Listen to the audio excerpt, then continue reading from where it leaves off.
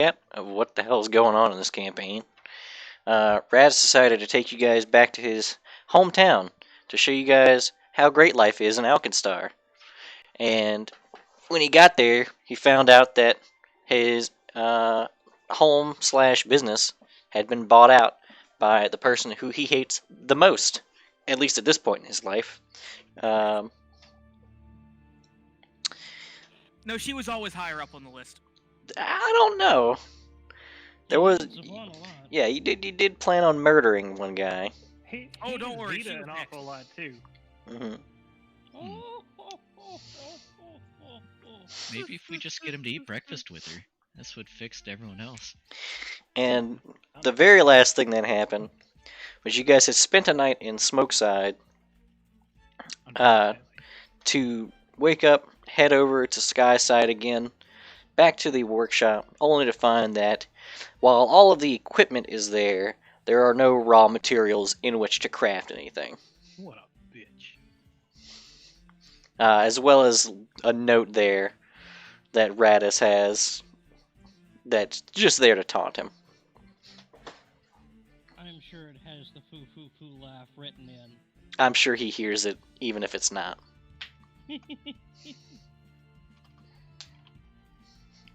Radis is currently pacing back and forth, kind of shaking his finger in the air, and keeps on like touching his goatee. He's clearly like trying to figure out a plan right now. All of his options appear to be exhausted. He turns to you guys. Well, any bright ideas? Do we have raw materials we can buy?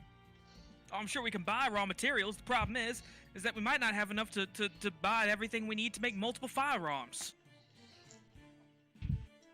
Well then, perhaps what we should try doing is making one firearm that is so amazing and claim you did it.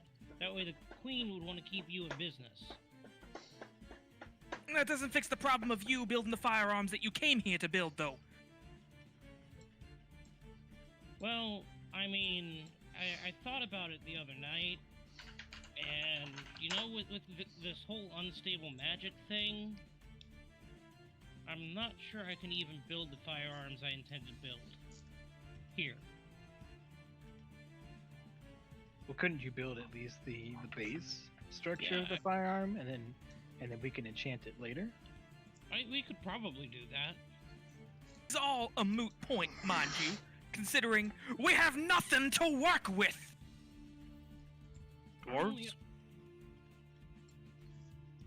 What about When dwarves? Leland opens his mouth, Radis' face lights up. Mr. Tuco, a question for you, if I may. You recently had a bit of a spiritual enlightenment, just as the rest of this fine crew of idiots did, yes? Something like that. It only took dying twice. And tell me, who was it that you interacted with during your period of spiritual enlightenment? Let's see. I never actually spoke to anyone. I was in a forge for what felt like 4, 5 days of endless hammering. So, what I can speculate right now, okay, all of you have come back with what seems to be a spark of divinity, as you call it. Am I correct? Shard. Shard of divinity, if you must get technical. I believe I have 2. Well, isn't that just peachy for you? Tell me now, Zeta? how many deities do we happen to know that happen to be forge workers? Not many.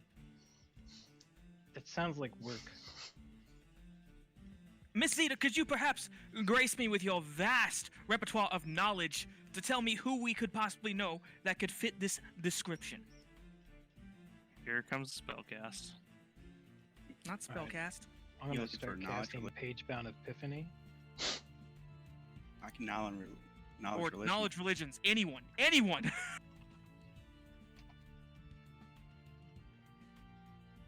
I don't know. Gorum? I'm sure I know a Fuck few. you, Zobra Brobri. Overs of Robry. God damn it, Zaburbri. So wait, what are you trying to figure out, Ober? I'm trying to think of any deities related to forging or metalwork, anything of that nature. Torag comes to mind. Any lesser known deities than Torah? You know that the dwarves actually have a full pantheon. Could have been anything in the dwarven pantheon. That would make sense. So, my idea is this, all right? And it's a bit of a long shot, but it could help us. It could. If it does succeed, then baby, we are in the money and we are in business. And we'd have even better supplies to work with than we would have before. If not, well, we're up shit creek without a paddle, and that is to say we're exactly where we were before. Mr. Tuco, I would like to beg your assistance in meeting with the dwarves of Donganhold. You gonna translate for me? Does anyone else here speak Dwarven? Yo. Yes, I will translate for you. What? No offense to Okay, you, Radis. Mr. Killswitch. It's just that, well, No, you're I disgust- get it. You're No, you don't disgusting need to behold. That's okay. Francis, I need you for another thing, so Zeta, what are you going to do? get our materials back. Oh. Okay. See, I have more important things to do, Radis. If you can find a way to do that that does not implicate us, then by all means, do it, and while you're at it, make sure that you make Shameen's life a living hell in the process. Funny you should mention that. Francis is the right guy for that. Me and Francis were going to pay Shameen a visit anyways. Radis nods to you two and says, Godspeed, both of you. As I said previously, make her life a living hell. Francis, I need you to make her feel like a lemure on spiking day. Oh, I know an easy way for you to do that, Francis. Do not Just have her- actually spike her. No, just have her shake your hand. Can you imagine? That would probably do it. Zeta and Francis, do you need any help with the Oh, we probably could. We do have need of a barrister to make sure that whatever we agree to sticks. Yeah, it would have been nice if we would have drawn up a contract yesterday. Yeah, instead of being ambushed this morning. Mm-hmm. Mm-hmm. Oh, my kingdom for a barrister of any renown. I guess I'll stick around here and get a feel for the forge and heat it up. Actually, on that regard, You underestimate the pettiness of Shameen. She took the coal. Oh. Radis looks over to Don. Kind of size Wait. him up. So they don't just have a fire elemental in The fuck is a coal? We need to run an experiment, To use coke. and I'm not entirely sure how it will go. Our lives could be in danger. Aren't they always? I'm in danger.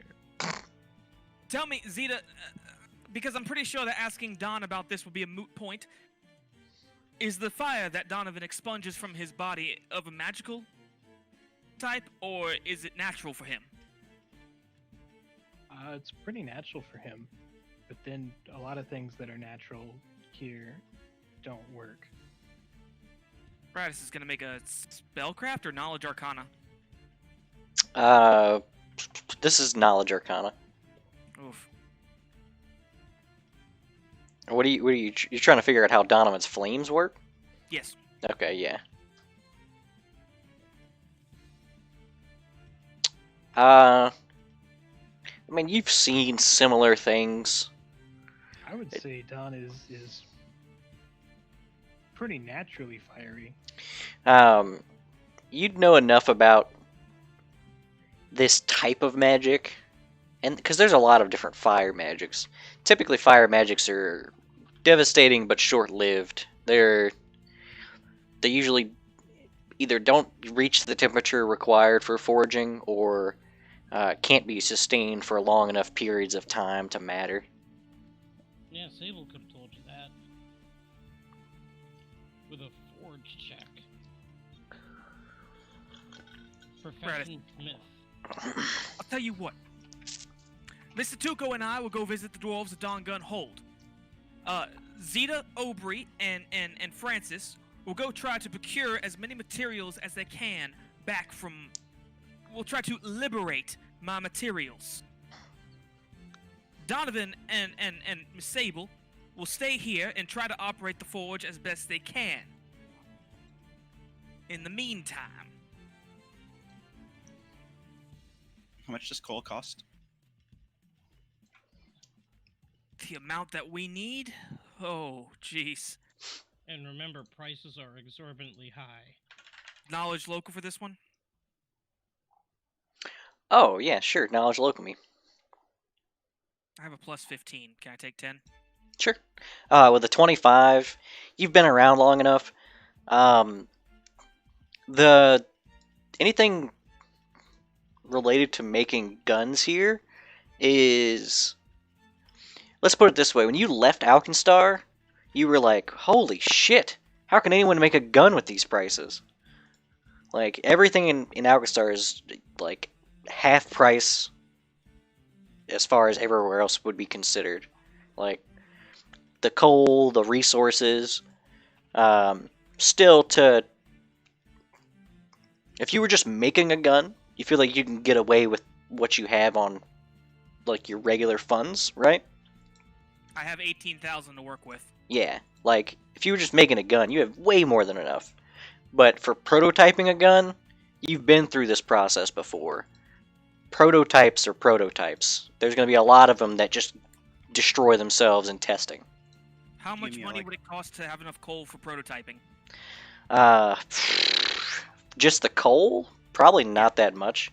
Probably like 1,000 gold worth of coal and coke and other fuels just to get the coal, get the forge at the right temperature for the different processes. Gratis will draw up a list of the things that are required. Says, Miss Sable, you probably don't need this, but I'm going to do it anyway. Since you're unfamiliar with this forge, I will tell you the specifics of what we require to operate it. He's going to list down the amount of things that we'll need for a week's worth of prototyping, as Okay. well as a finished result at the end. He's going to hand her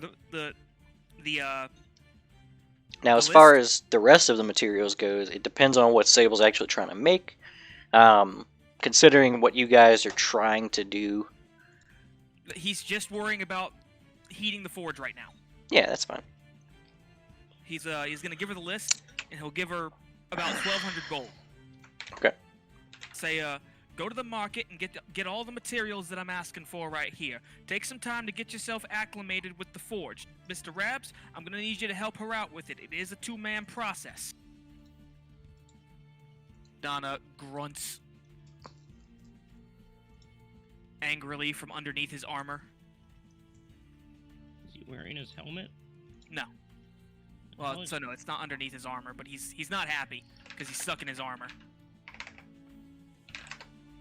Yeah, as soon as Donovan would have left the smoke side and crossed over into sky side, his armor regrafts. I'm sure it was painful. Oh yeah, it's super painful.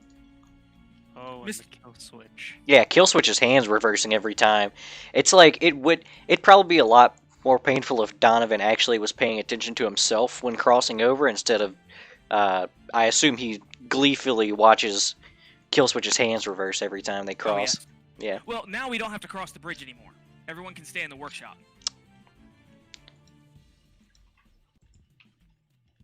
But,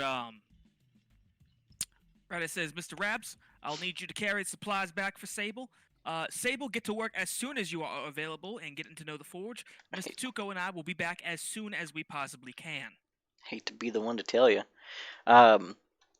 You do have to cross through Smoke Side if you're going towards Don Gun Hold. That's alright, it's just Leland and I. Furthermore, because Dongun Hold is actually where most of the supplies for any type of forgery come from, that's also where the marketplaces are in Smokeside. Oh, poor Don. At least he's strong. Got lots of constitution. Glad Sable isn't magically mutated. We all have our orders. Meet back at the workshop as soon as we possibly can. Zeta, I do believe it does not have to be said, but please do not do anything that implicates the Havasek workshop. I don't care if you steal from them. I don't care if you liberate my materials. Just make sure that it can't be legally drawn back to us. Of course. Easy enough. I trust you. Of course.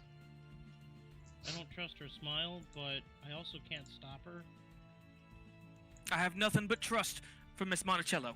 Now, Mr. Tuco, are you ready to proceed with our mission? Sure. I mean, Or do you have a better do idea? we have any details on what we're doing in Dongun Hold? Oh, it's quite simple, really. I'm gonna try to win you over to the door. I'm gonna try to win the doors over with you. Oh boy, I'm a bargaining chip today.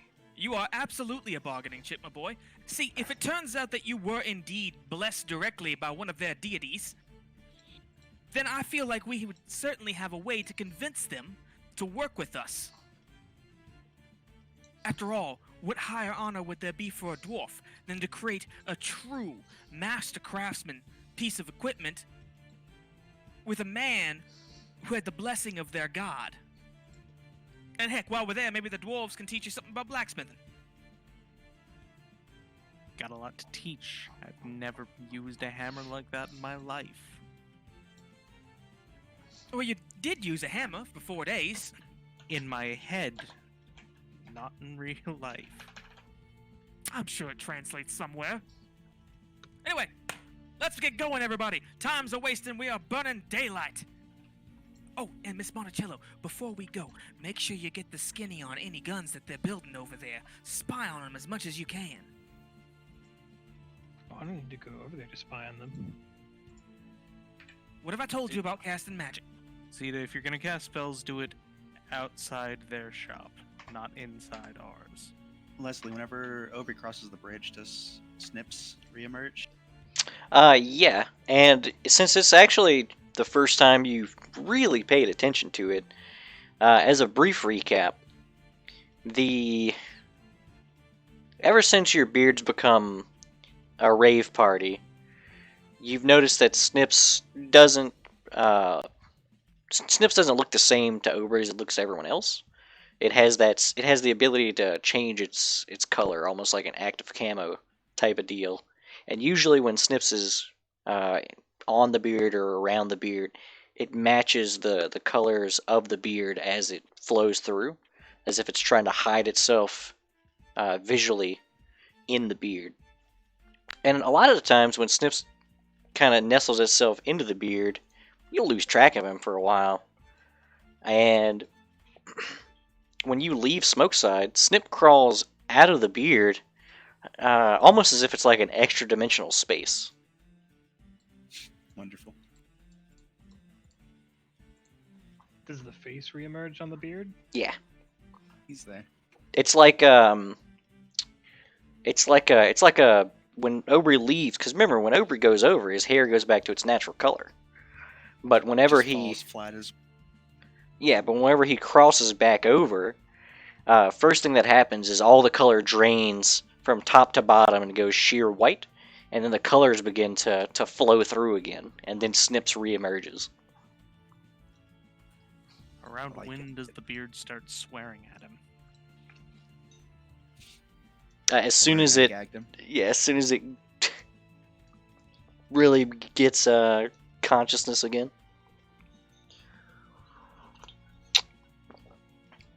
And it's not always swearing. Sometimes the beard becomes like an old lady who's very endearing, and sometimes it becomes a lost child. It's not always angry.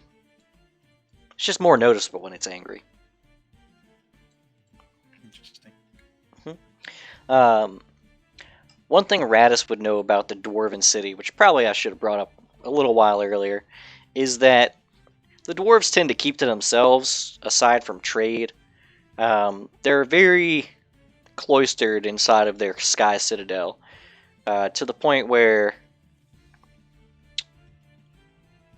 you know, it's not necessarily that people go in and don't come out, but there are rumors that people go in and don't come out. Well, that's a chance we'll have to take. Radis is also going to very conveniently not tell Leland about that. So, has Radis? Do you think Radis? I don't think Radis would have ever actually gone to Danganronpa. He probably knows not. where it is, but he wouldn't have a Zaflan probably reason. went, but he's not Zaflan. Yeah. Okay. So, who's going where? Mm-hmm. Leland and Radis, two guns, or sorry, two dwarves. Sable and Dawn in the shop. Francis, Zeta, and Aubrey to our arch nemesis. Okay. I think. Also, could you Correct me please if tell I'm me wrong. what song this is? It's the first one I can't get. You think I know that? I would hope so. I don't. So, Where did my roll 20 go? Did I close it? yes, you did.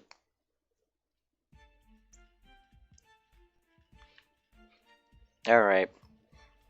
So let's go with the Kill Switch Zeta Aubrey set first, as you guys have the shortest distance to walk, only being about 3 blocks down, before you're met with another building with a sign out front that says Numeria Workshop. Seem to be an awful lot of these buildings. So far, you've seen 2. Yeah, it's too many.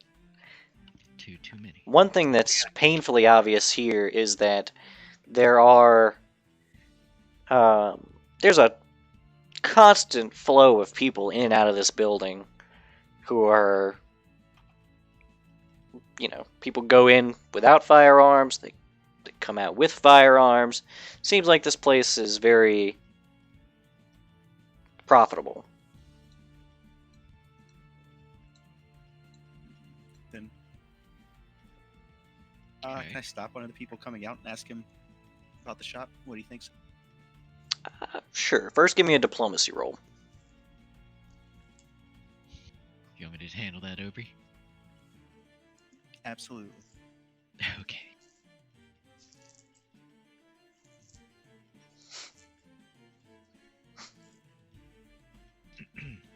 All right. What do you say, Kill Switch?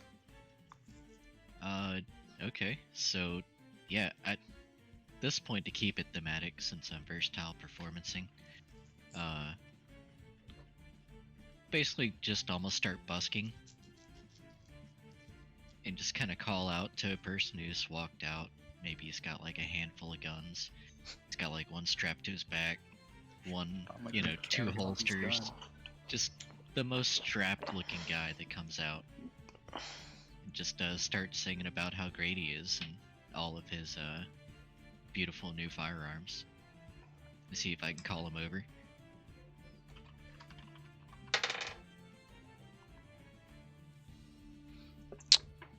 He kind of approaches and watches this performance, and he seems, at the very least, amused, and then continues to stare once the performance ends. And yeah, Francis will take a bow and say, pleasure to meet you, sir. Fine looking firearms you got there. I see you're a man of taste, a man of culture even.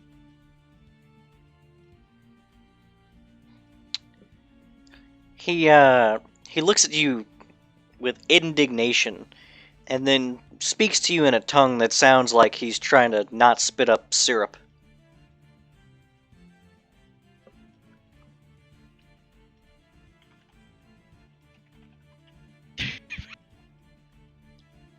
Can I linguistics to figure out what the hell he's saying? Shh, you give me the Or at least what linguistics. language he's Yeah, speaking in? give me the linguistics. Okay. Can I ask? No, you can't assist linguistics. 21. He's speaking Kellish. Hellish. I'm gonna look around and. Zeta, you speak Kellish? Aubrey? Sure.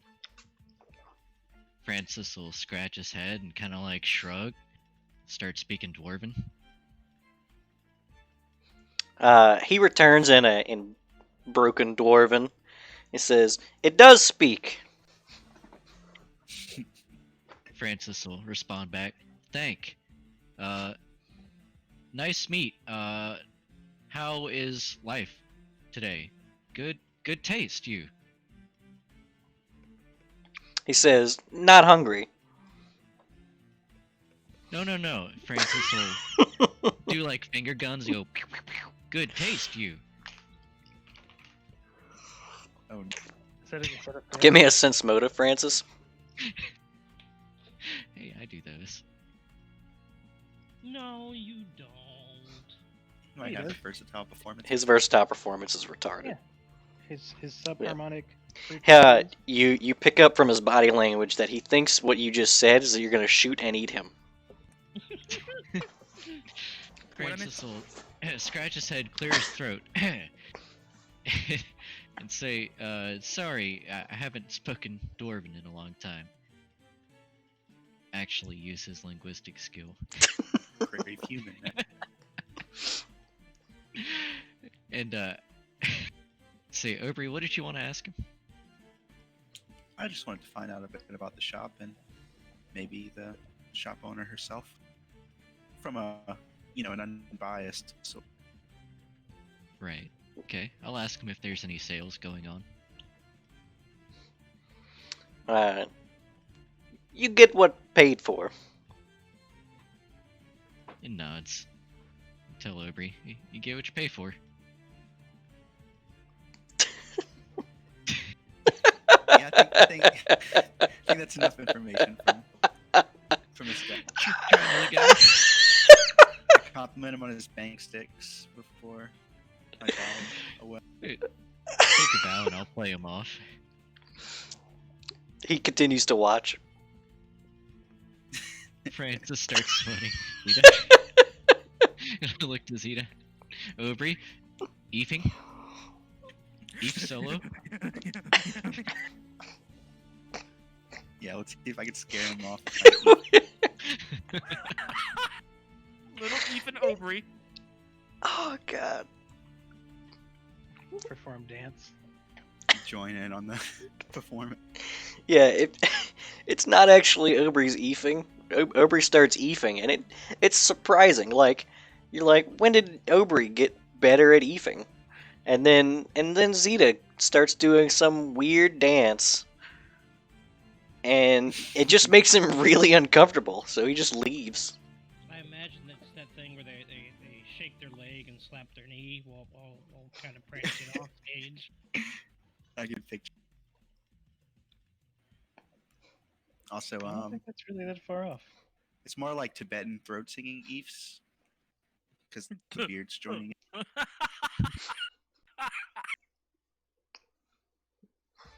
Anyway, maybe we should just take a look at this place ourselves. Yeah. Yeah, I Kellish. basically Kellish. I brought I feel like it's pretty obvious, but Francis, Aubrey, I've brought the two of you here so that we can perhaps make a deal with Shameen. Because Radis is in no Zeta. fit condition to. Go on. What sort of deal do you have in mind? One that's very much in our favor. By I mean- R, do you mean you, I, and KFC, or all of them? Well, all of us, but mostly us. Francis, do you think you could convince Shameen to give over some supplies? And by give over, I mean give over some Yeah. supplies. If you get what I mean. I think I'm. And then she's gonna wink and she's gonna point at her pirate hat. See, you probably shouldn't wear that whenever we do this. It's not very subtle. Look, they don't know what a Jolly Roger is over here, okay? What? These guys are Nice Jolly backwoods Roger. hicks. Upper armband. Yeah, they are savages. Like, that guy was barely literate. Barely literate. I'm honestly disappointed in everything that Radis sold us as. Everything's completely unnatural over here. The Well- people barely speak. Think of it common. this way, though, Francis. Why should we pillage these goods from this shop when you can just romantically convince her to let us borrow? I think that's a great idea. We offer her some kind of means of a charismatic, song-struck individual. He gets her to hand over the supplies that we need, and our local barrister draws us up a contract by which to keep said supplies. When she comes to realization in the morning that we've fleeced her.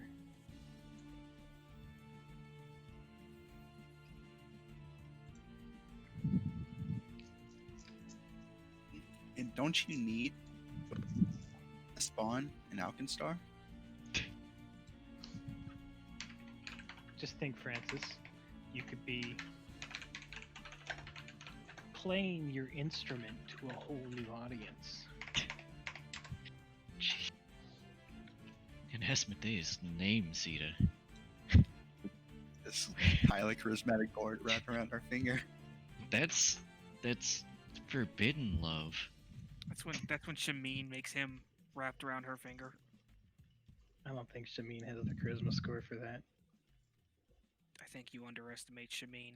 I think you underestimate Francis. Oh no. It has been a while though, Zeta. So maybe. Little I blue mean, down come there? on, Francis. Are you truly thinking of passing up an opportunity to make a contract? Alright, so how do we play this? Cause I can't come at her too strong. You guys go in, Charismatic one here. you start talking about this amazing busking bard just outside. It's attracting all kind of customers. I mean, she's probably going to recognize us from dealing with Radis. So perhaps do you have some kind of means of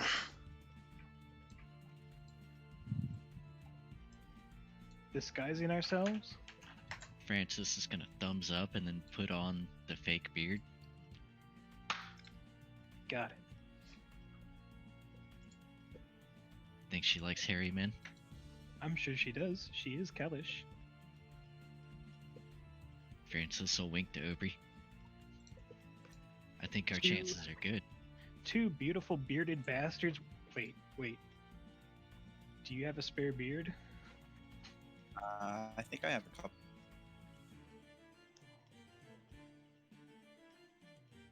But do you really need it? No, I suppose not.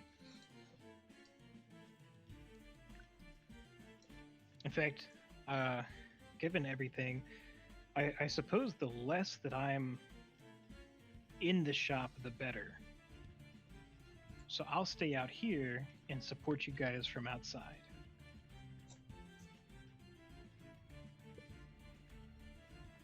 That's fair, I Well- suppose. Well, Zeta, hold on. So suppose I start drawing a crowd out here, and someone goes in, or at least tips her off to come outside and just take a look at what's happening. So, Your as you're rules, talking- every rule. You hear a poof poof poof. As walking out the front door is Shameen. And she says, "Come to beg for mercy." Can they understand her? What'd she speak? She speaks Osirianic. Yeah, I can understand it. Can't speak. I'm gonna push the beautiful bearded bastard. Francis will. Who, me? Wait, which one? Right? Well, Aubrey's not a bastard. Aubrey just hates his parents. Whoa! Beautiful. No. Whoa! Killswitch had a dad. I have contempt for them. Yeah, he just died. Rude, Zeta. Also, Killswitch, give me a perception. But Killswitch was born out of wedlock. Aubrey's don't know parents- That's not true at all. Name Killswitch's mother. Yeah, name Not Killswitch's there. mother. What were you asking? Killswitch. Name your mother and give me a perception check. Hold on, I can't look at both these notes at the same time. So many things happening. Okay. Yeah, 28. There's something you notice on her personage, since you couldn't notice it before. As before, she was standing behind a little over a waist-high countertop, but you see hanging from her waist is a. It's not too big, it's not too small. It's like maybe the size of a good skipping stone. A barbed pentacle. It's What's that for? it's an iron disc that is inscribed with an inverted pentagram, and it's got little barbs all over it. But on the front of it is actually a like an emblazoned coin with a devil face on it. My mammoth. She says she actually switches into common and says, "You seem confused, not a learned person." Oh, she speaks.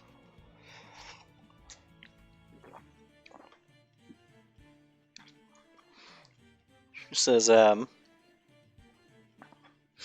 see you guys have decided to change sides, join the winning team."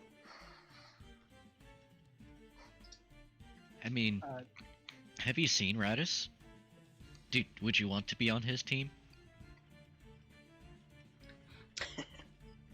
I do not think Radis wants to be on Radis' team. Right? Like, I wish I could say he's the saddest gun I've ever seen, but A little he's up there.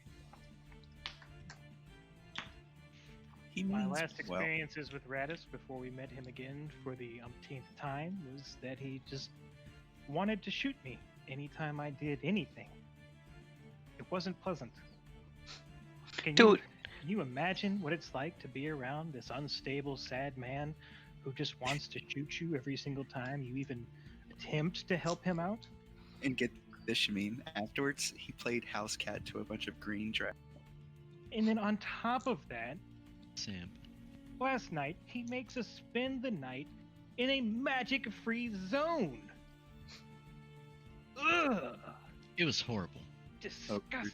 Slapping his knees about the green dragon. She foo-foo-foos again, and she says, yes, is, what is common word? Pathetic. Beyond pathetic. To his credit, Talk about pathetic. He didn't even pay the mortgage on his workshop. What's he been doing for the past few months? Serving as a thrall for a green dragon? if a green dragon would have him. Zeta's gonna kind of nudge Aubrey to laugh at that one as well. Laugh. We throw our heads back for a good horse laugh. This is the part where we throw our heads back and laugh. Now's the time for me to do my triangle laugh. And she says, she says, then what brings you to my shop besides perhaps buying guns that have quality? I was hoping I could busk for you. What is busk? Francis will strum his lyre. Kind of wave his arms. Ta-da! Francis, you're gonna need to show her a little bit more than that. Can you perhaps play her a song that might capture the deviousness of Radis's adversary here?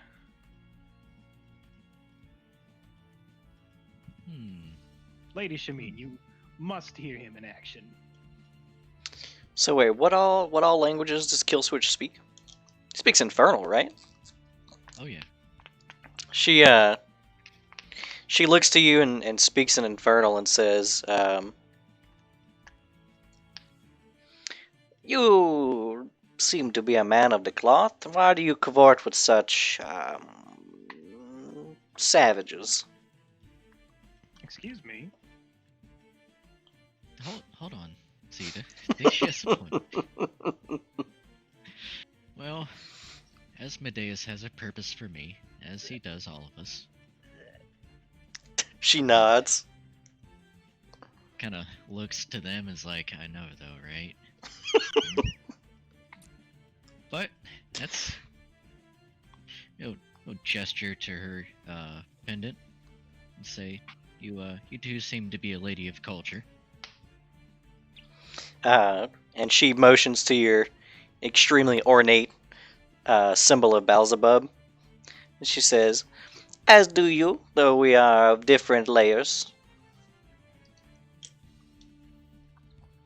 I believe you'll find that Francis here is a representative of several layers.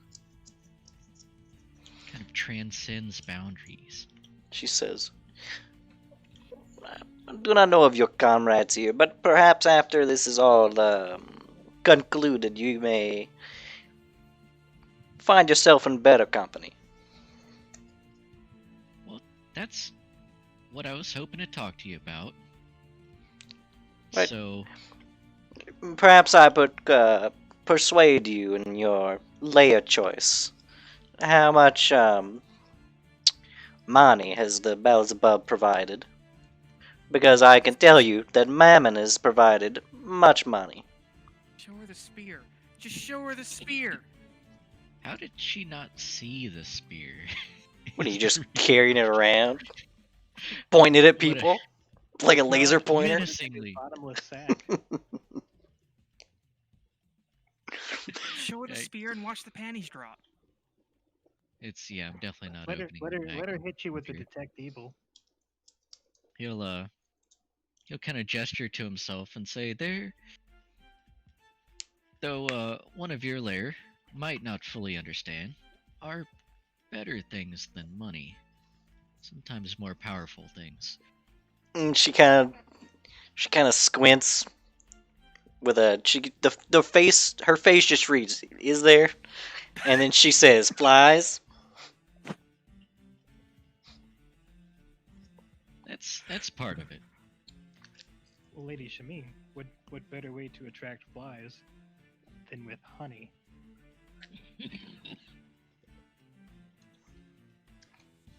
You might find that my fingers are honey and my tongue money. We're getting kinky.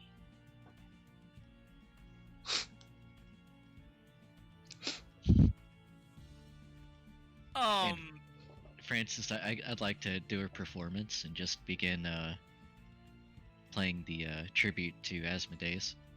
All right, do it. Okay. I derped earlier and I forgot to subtract my penalties to Subtract your Magic Land. penalties. Yeah, you're in Magic Land. I'm in Magic Land, never mind. Good.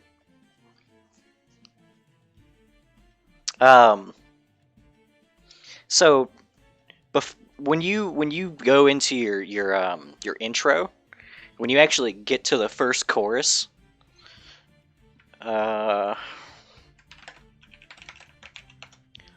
she actually chimes in with the words to the song, and turns it into a duet. Is she good? Yeah. Fuck you, Possibly Radis. I'm have staying. heard of it.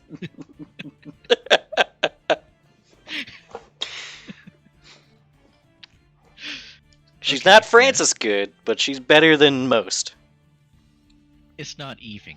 It's not even. She does have she's got a plus 16 to her perform sing. Okay, yeah. So Francis is absolutely loving it, and he'll play it up with her. You guys actually begin to draw a crowd, and as the crowd kind of pulls up, she does some sort of hand signal, and the one of the attendants inside puts up a sign for like a flash sale, and by the end of the song, she basically commandeers the entire crowd for her sale. All right, I'll keep going with her as she moves the words into her sale. I assume it'll probably go more like the shopping list song. Fuck you, Francis. Just Selling all What's- of her right. guns so she doesn't have any to present. And once the song ends, she apologizes slightly, like almost as a backhanded compliment. She says, "I apologize for stealing your thunder, but money calls." Money me now. She Francis says, will say, "No, it's okay. You took the thunder right out of me." Kind of kind of, with the lyre, kind of.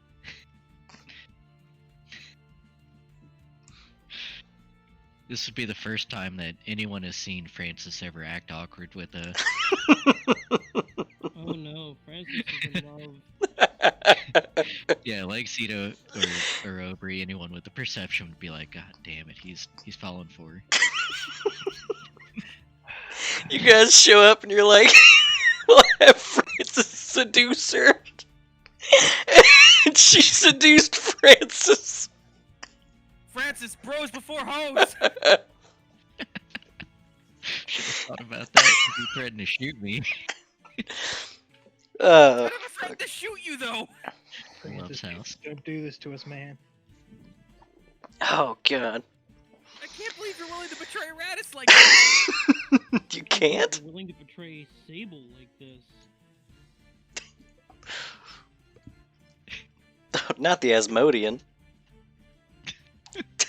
Radis Your trucked inevitable you. but unexpected betrayal. Right? Who could have possibly seen this coming? All right, but what'd she say? Um.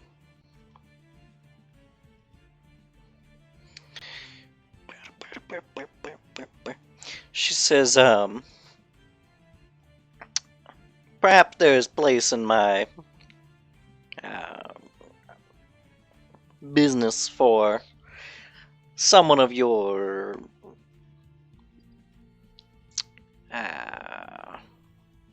she struggles to find the words, but basically she sighs, says, your gumption. Francis will nod. Mm-hmm. It would be my pleasure. Wait, We would make great business partners. can I detect magic? You can I try. think so. And perhaps you can teach me some of Siriani words. There's quite a sort of a musicality to it that I really enjoy. How do you try something? With a concentration check. That is D20 plus caster level. Yeah. Well, that's caster level check, but Plus plus casting stat modifier.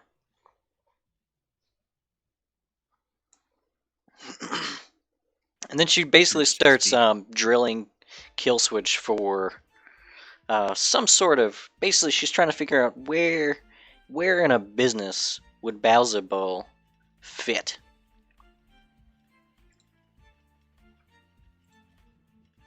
She's trying to figure out. She knows exactly how Mammon fits into business, but she's trying to figure out how they can monetize Balzabul.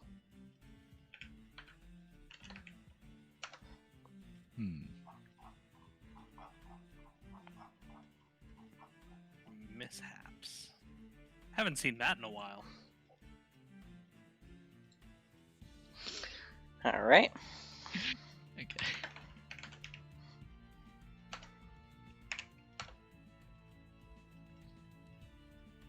Perfect. So Ober, you cast detect magic, and instead of the magic releasing from your hand and producing a sort of invisible detection range or area, instead a flock of doves sprouts from your hands, and you are shot.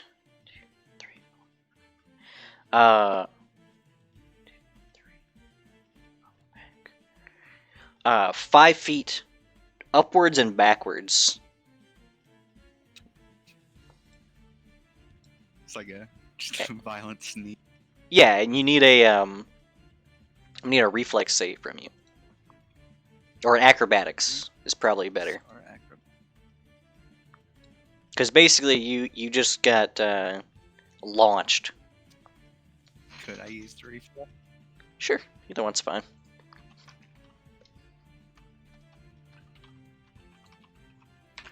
Oof. Oh wow, how did you manage to fail it? Jesus Christ, Aubrey.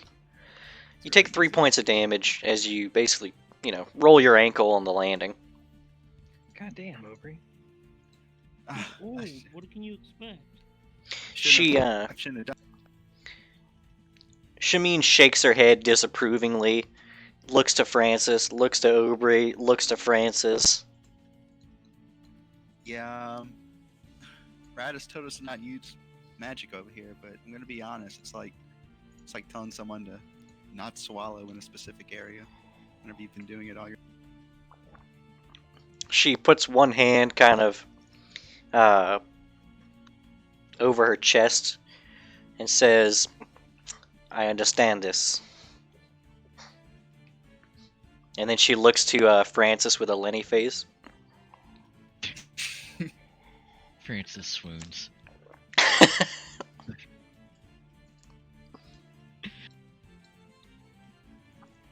At least there are several beautiful doves in the world now. The doves have incredible difficulty coming to terms with their new existence. Are they certain types of outsider doves, or are they just regular? You know what? For the hell of it, they're not white doves, but instead they are polychromatic doves that are constantly changing colors. So beautiful, so sad.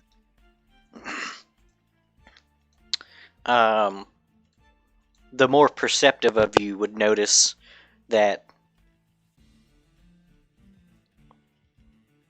they begin to fly away, and one almost immediately gets targeted by a bird of prey. Isn't Alkenstar a beautiful place? Oh, this is terrifying. She says, she specifically now is just talking to Kill Switch, and she says, please come inside. We will figure out how this business partnership shall work.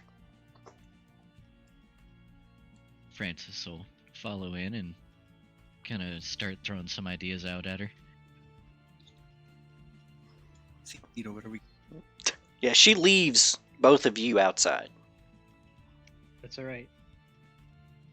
Aubrey, she's preoccupied now.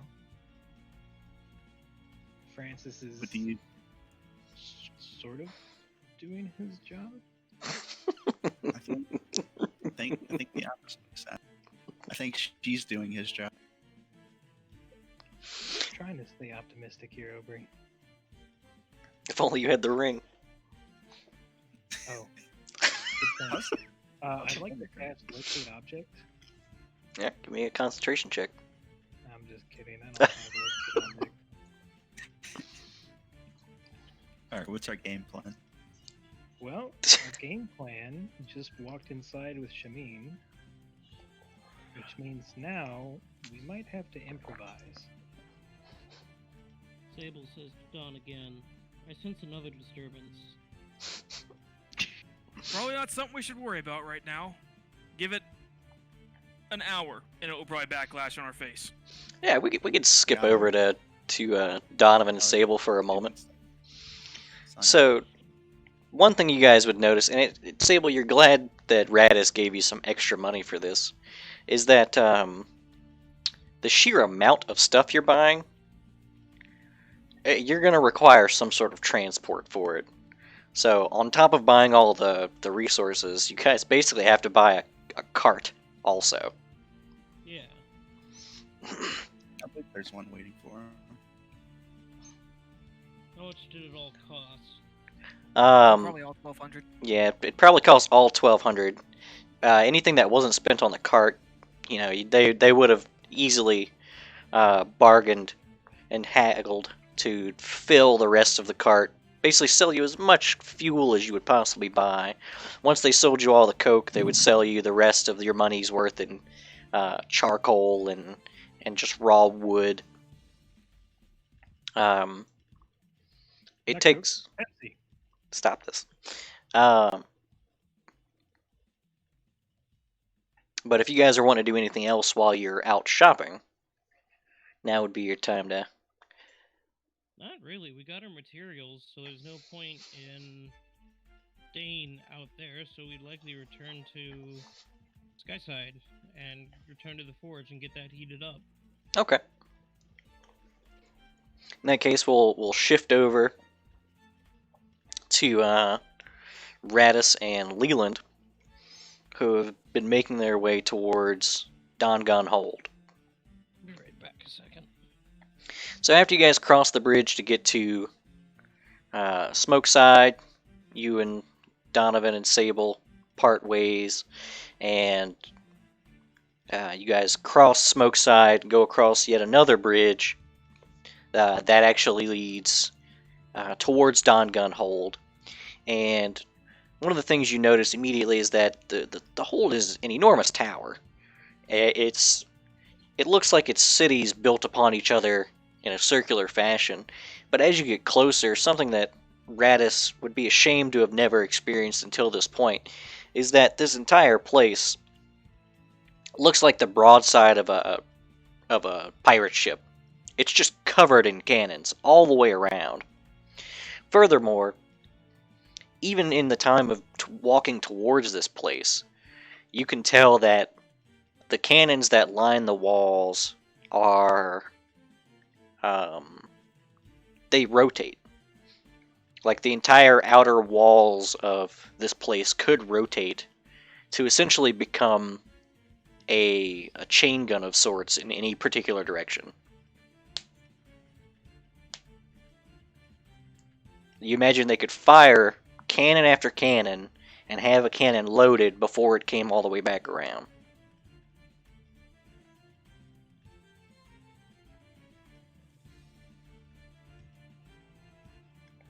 I'm not really sure how to feel about what I've just seen.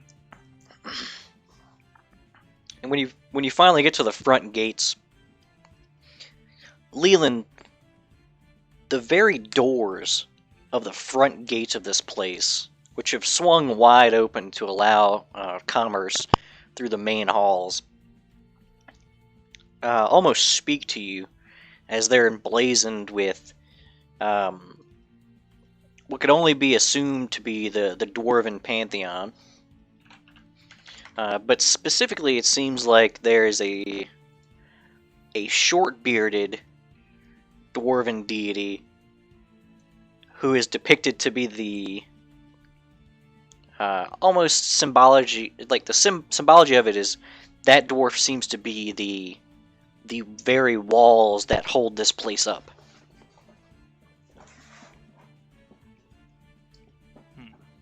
Any of these seem familiar to you, Leland? This one.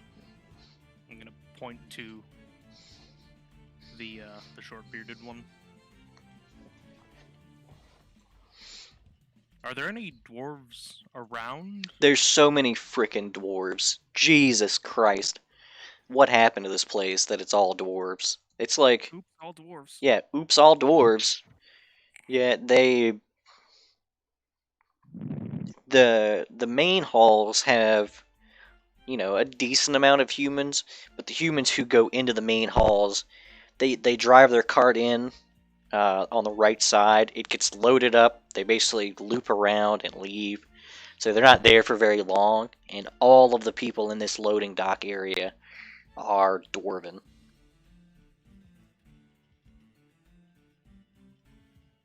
Right then, I guess first things first, we should try and see who's in charge.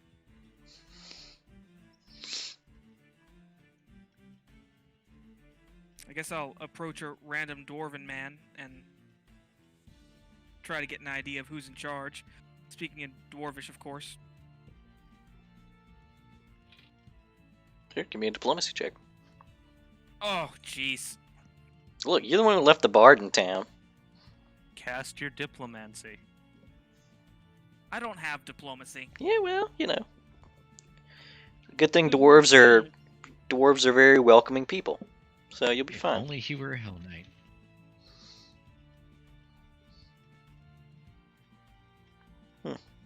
All right, what do you say to him? Basically, like... I guess it would be... excuse me, sir. Don't mean to bother you, but I was wondering if you could direct us to who could potentially be in charge. Or someone that might be willing to do business with a firearm workshop that's in desperate need of materials.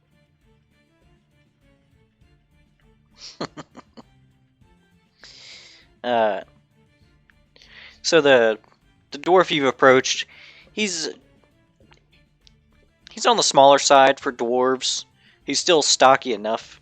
He's holding a clipboard and seems to be directing a lot of the loaders in this area. He stops what he's doing for a moment to turn to you, and he says, "Dense as adamantine, are you? You gotta go up to sales if you want sales. You can't be down here in the loading dock. You're holding up everything. Get out the bloody way of the carts." That was amazing. He tips his hat to the dwarf and says, "Dense as adamantine, I am indeed, sir. I have never been to this area of town. Could you please direct me to where sales are so I could quickly get out your way?" He kind of leans over to one of the dock hands. "Drown in a pool of mercury, this one. Up the stairs." And he kind of points off to one of the, there's an outcropping where you'll see some of the loading dock people who go up and down from the stairs. Well, Mr. Tuco, I do believe we have our direction that we have to go. Let us get out of these fine gentlemen's way before they give me an aneurysm. Very well. I'll follow him up the stairs and I'm gonna keep looking back at, well, as far as I can, looking back at the Pantheon. As we're going up the stairs, right, it says, "I'm beginning to think I may have made a mild miscalculation on how to communicate with the dwarves. See, I don't do much business with them outside of, well, what I order from my workshop. So I've never really had much face-to-face contact, but it seems to me as if we may... You get shoulder checked by a dwarf carrying a big crate full of cannonballs, and he calls you a hairless ninny as he keeps going. Radis calls out that his mother was an ogre. And he gives him a crude gesture. Kill Jester? And he blinks and he says, "Wait a minute. I think insults might just be the common tongue around here." Oh, now he gets it. Did Leland say that? Yes. Got him. Well, forgive me, Mr. Tuco. I've never really interacted with a dwarf before. I'll try to keep my glib to its absolute maximum, but maybe you could help since you're newly found intelligent. Don't speak the language. Okay. Look, I'm sure some of these dwarves speak common. Well, you know, Taldane common. Whatever. Let's just go and get this over with, and stop admiring the wall art. But it's so pretty. I don't think any dwarf would like you calling their work pretty. As you In fact, guys, You know what? And he pulls over a random dwarf carrying something. Excuse me, sir. My compatriot here has said that your art is rather pretty.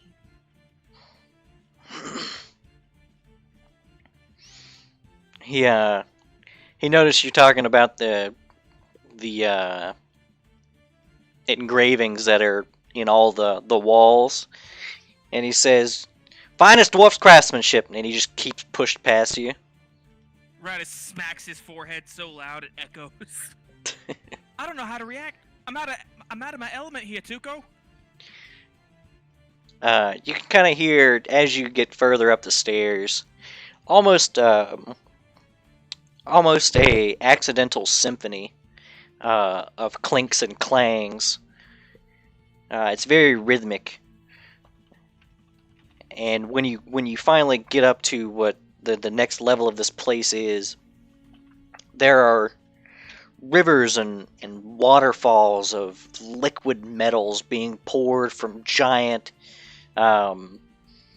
like wrought iron or some you would hope heat resistant metal being poured into casks, and this whole place is just, you don't think there's any natural light. You think all of the light in here is just from the light radiating off the liquid metal. Radis wipes a tear from his eye as he sees it all. Look at it, Tuco. Ain't it beautiful? Yeah, go give it a big hug.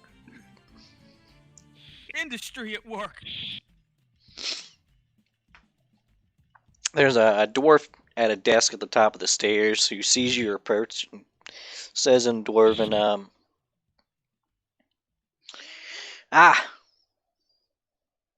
what are you beardless fools doing here?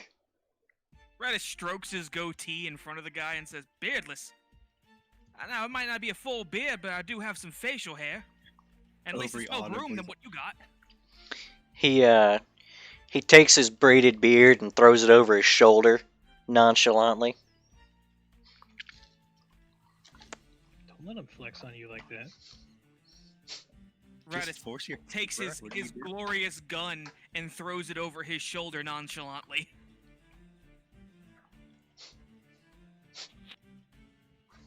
Yeah, take that, asshole. I'm gonna Take let your these two glorious- compensate to each other for a while and just kind of wander off. Cleveland throws his sword over his shoulder. Alright. I may Okay. not be able to beat you in the Throws sword. facial hair department, but I can beat you in the craftsmanship department. We're already in the middle of one craftsmanship battle. So, Let me- right. Let Daddy do his thing. So you two are gonna have a dick waving contest for a little bit. So we're gonna jump back to Aubrey and Zeta going with Plan B in the streets. To the other dick waving contest. Oh, there won't be a lot of waving involved if Francis has anything to say about it. So you two are standing outside deliberating. And it's probably around this point where you see, or more likely, they see you first. But Donovan and Sable are on their way back with a cart filled with supplies.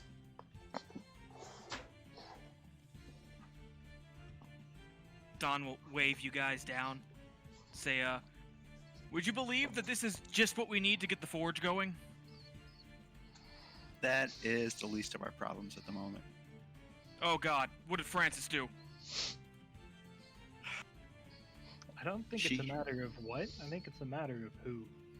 She out allured Who did? me. No.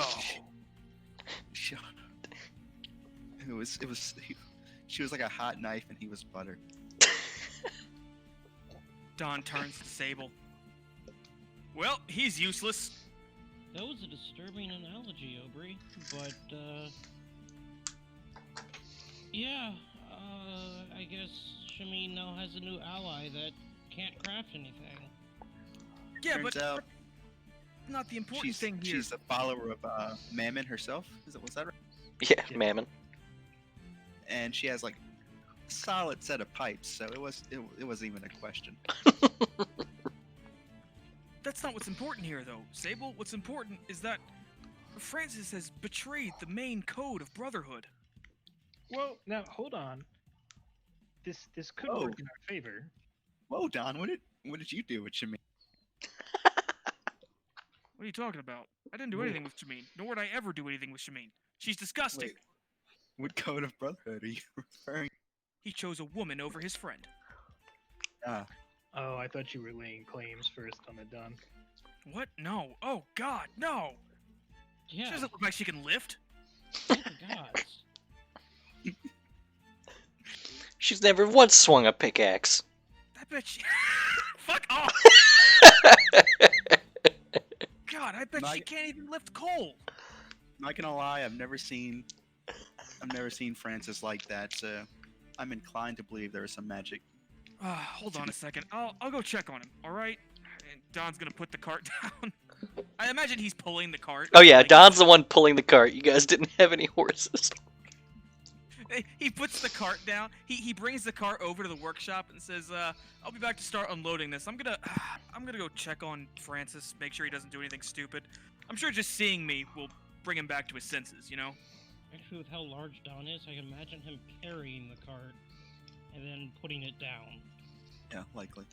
Full-size horse-drawn cart pulled like a rickshaw. So Don goes and rickshaws the fucking cart back to the workshop. Make sure it's locked up and safe and everything, and comes back and peeks inside the workshop. He crouches under the door and starts coming in. When he walks in, this place is the most organized shop you think you've ever seen. All the rifles are in one area, all the handguns are in one area, all the guns are grouped accordingly. Everything's extremely easy to find. Everything seems very reasonably priced. Everything seems extremely well made. And everyone who's in here seems very... Happy? Bored? Shocked to see a 10-foot-tall winged demon man sticking his head through the window. Yeah, everyone seems very polite, if not very sociable. Don comes in. He crouches under the door. Francis! As soon as you Where walk are in the you? door, there's a man behind the counter who says, "Welcome to the workshop. If you need any help finding anything." He looks at him, up and down. Yeah, maybe someone that's not a complete tool. Tell me, you see someone come in here covered in flies? Probably came in with the crazy bitch. He kind of looks about the shop, says, "I do not see anyone of that nature here." You mean you didn't see a guy covered in flies come in here with Shameen? Because I saw the most upstanding gentleman. He has gone with Jamin to the main office. Okay, and where is the main office? Says, "One moment," and he comes back to the he kind of walks back through a door. So this is going to matter in a second here. Kill switch. It's probably been somewhere around 20 minutes since you've left and gone back to this back room. Mhm. I feel like there's probably more. In my mind, there's a lot of courtship that goes into this, right? But maybe I'm wrong. You know. Oh, hang on. While this is before we get too far ahead, when Don makes his way in, Mhm. in all of his loud chain jingling glory, I'd like to cast invisibility and follow him inside. Okay, give me a concentration check.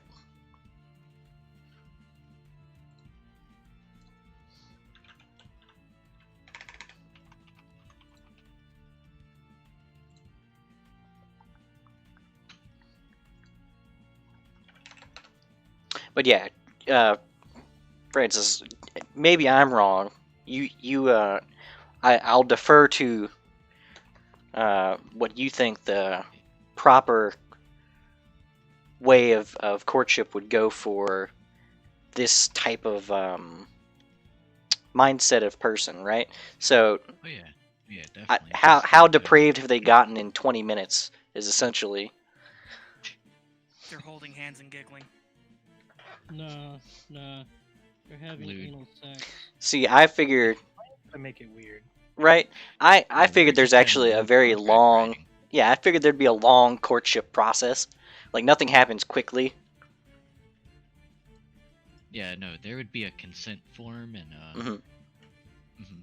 There's got to be a consent form for the consent form. Francis is all about them deals. Just slowly Make like sure each sign the one's form. License is It's like, yeah, That's a 37 on the invisibility. You turn invisible. Okay, I'm gonna follow in Uh, fact, inside Uh, and see if I can make my way to a back room. Francis is going to specifically take his time, like savoring the contract writing with her. Oh So, yeah. like, slowly linger over each word. The whole contract's in Infernal too.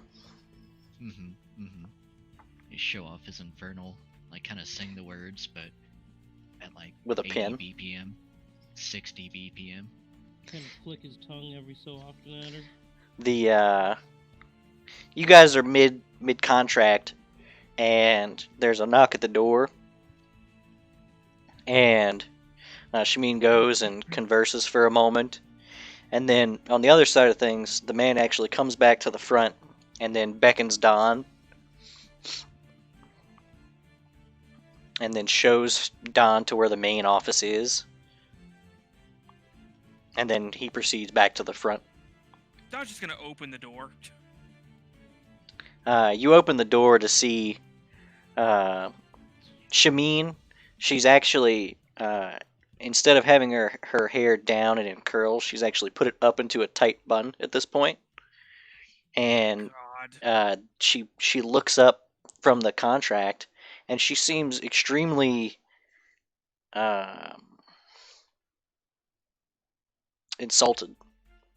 And she says, "This is incredibly rude."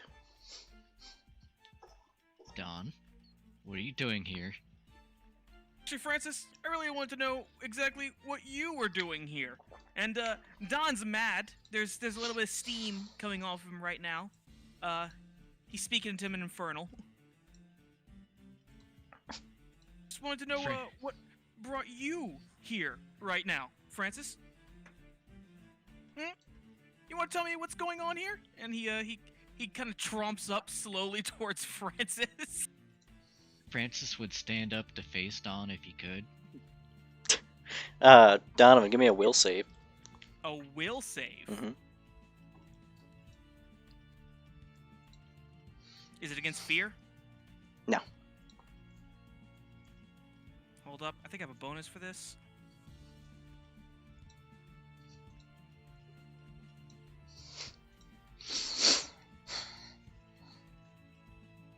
Yee.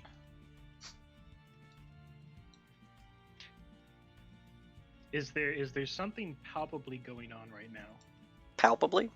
to require this will save? No, doesn't seem like. Nothing that passive perception would notice or anything. Passive perception? Probably not. What about Do I active feel perception? anything? Maybe an active. Yeah, maybe an active. Do 'Cause- I 'cause feel anything? I'd like to try an active perception Sure. check. Try an active perception check, and also give me a stealth check from Zeta. That or even If they can't see me, I can't see them. Right? right? There it is. Oh my god, are you serious? So bad. Still decent. Wait, Nighttime rolls. give me one more. Here's my perception. But my will Incredible. save was a 29.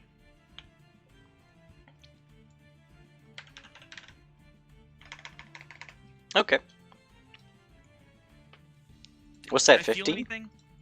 Um.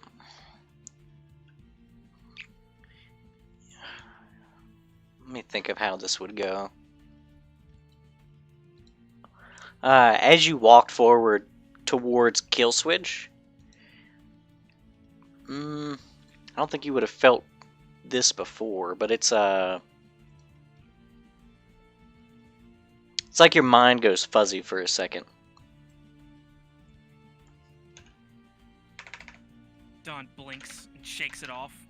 Says, he's keeping to Infernal. Francis, it's my job to kill monsters. And you know how I feel about people who betray their friends? They're monsters. Now, you wouldn't do anything that would hurt Radis, even more than he's already been hurt. Would you, Francis? Do I look like I'm walking into someone's private office and making threats? I'm not threatening her. I'm threatening you. Didn't say to whom. I feel like this is fairly normal between us. Look, Donovan, we get it. You want to beat me up again. You see what I mean? And I'm gonna gesture to him. Do you see this shitlord I had to deal with? He's fully clad in Hell Knight armor and everything. Like, He wasn't always like this. He couldn't take a devil deal. Yeah.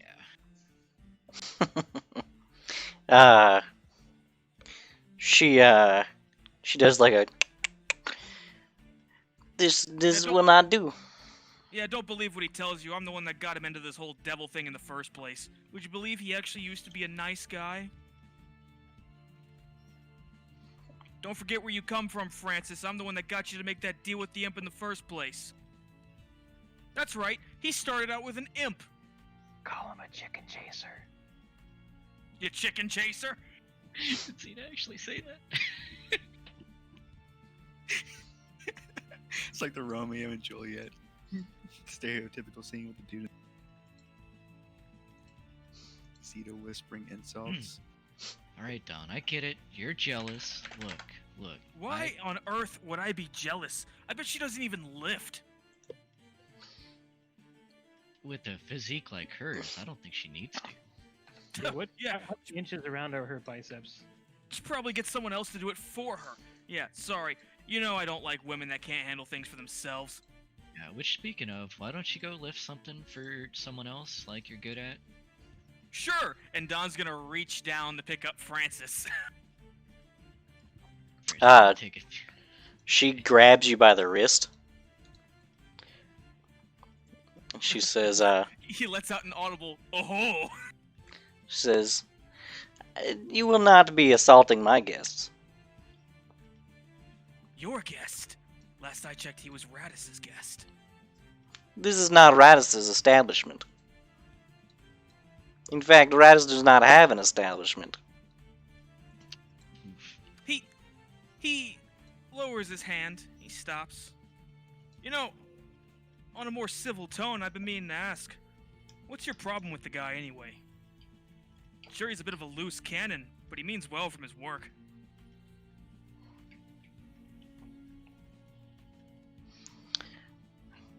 This is not something that pertains to you. Sure it Perhaps, does. perhaps, basic manners should be on your docket first. Well, actually, it pertains to me quite a bit, seeing as we need Radis' services to help us save the world. She laughs genuinely. Francis will laugh along with her. Don't you laugh. Francis. Why don't you tell me about the fever dream you had with Asmodeus?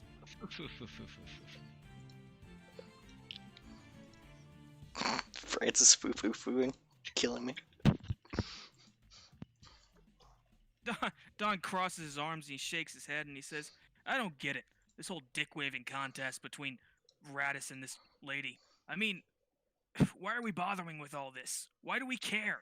Who cares if Radis loses his workshop? Maybe she can make us the guns we need anyway, okay? What we need to do is kill Dranakiwik and get the hell out of here. Why are we wasting our time with this, Francis? Look, Why she's are you wasting your time here? Have you seen her shop? She's obviously got a good shop. And plus, she's got a good head on her shoulders. And good shoulders, and good everything else. Yeah, that's arguable and debatable, but pinches his brow and he says, look, I'm not a fan of burning Radis, but at the same time, I don't want to waste any more time here than I have to. You know, I don't like going across the bridge and remembering that I used to be human every once in a while. Yeah, I don't like crossing that bridge. I can agree on that. So how's about But this? Instead of trying to get your love making on, Francis, why don't we make a deal to get what we need made here? Oh, we should make a deal? I'm so glad you thought of it, Don. So glad you came in and told us that we should make a deal. Francis, we both know what you were really trying to do here. Francis is gonna gesture at the paperwork on the table. Shamin actually grabs another piece of paper and covers that piece of paper. I'd actually like to read that paper before she covers it. Raises an eyebrow at Francis.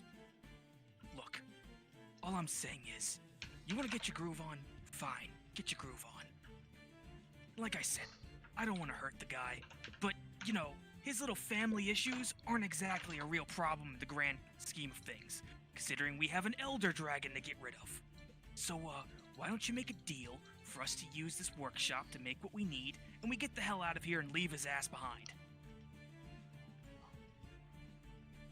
Tell you what, Donovan, I get that you and Rodis might have some demands, and I'll look to her and I'll say, perhaps we can work something out.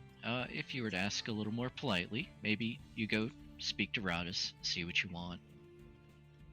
Maybe we can work something out. What I want is for Radis not to get us involved in his damn family squabbles, like he seems pretty keen on doing. So wait, Sita's gonna try to go up and read the paper.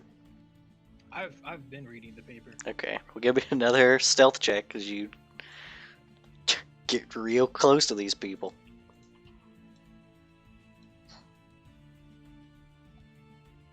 That's pretty good. So, kill switch. This is, if I'm not mistaken, this is the consent form. This is the pre-consent form. Oh no. Right? Seated. Don't. Oh no. Is this some kind of elaborate courtship? Yeah, it appears to be some sort of elaborate courtship. Like they're laying out the they're laying out the safe the word. consent to begin courtship. Oh my god. Exactly, yeah, like if a historian and a lawyer both decided to agree on a single document. Sita.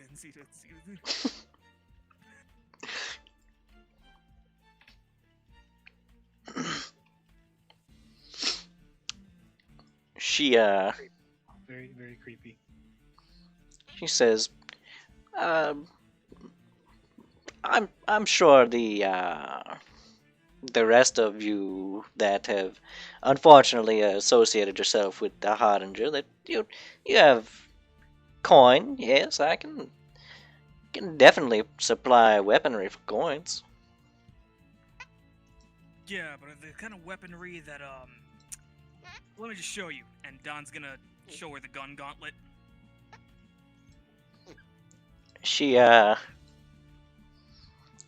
A look of disgust comes over her face. She says, "Oh, who did this to you?" What, you mean generally, or the gun?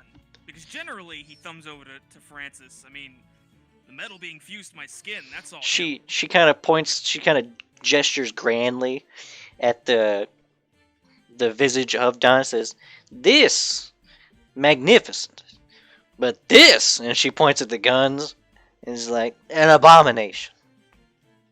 He kind of opens his hand and closes his hand a few times. How is it an abomination? Works fine.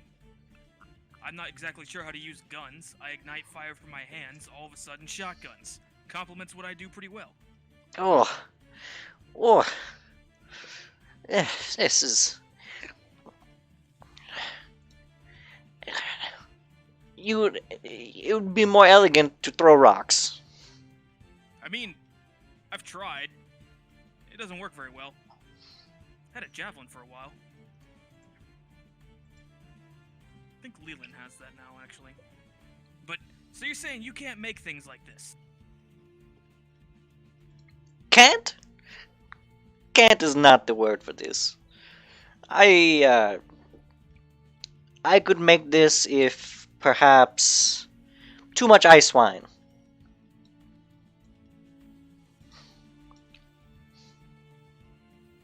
Don's gonna, like, turn to Francis and give him a... Are you really gonna let him shit-talk your friend like that? I guess so.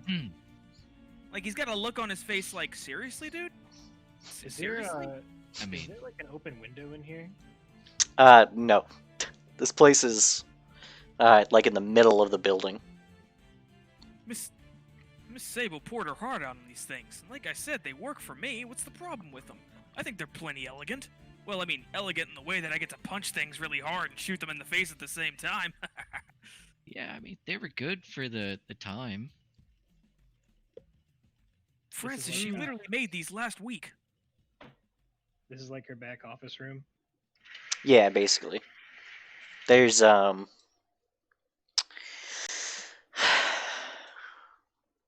there's so much like Asmodean shit in here.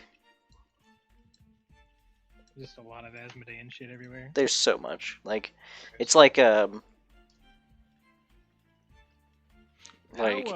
close? Like Don, you opened the door, kind of stepped in, and they're over across the room on the bed. it's right? not a Like, bed, it's a couch. It's a couch, but how far away? It's a love It's seat. about yeah, it's a love seat. It's about 15 feet from the door to the couch, and then there's a small like coffee table. All right, I'm gonna whisper to Donovan. It's at a DC 25, right? Yeah, DC 25 to see if you can get him out of the room. He thinks for a moment, says, okay, look. I get it. Maybe you just don't think you're good enough to make things like Sable. And, well, Sable's pretty good. Nope. Radis is better. Sure you don't want to come see what Sable's working on? Get an idea of what the competition's like?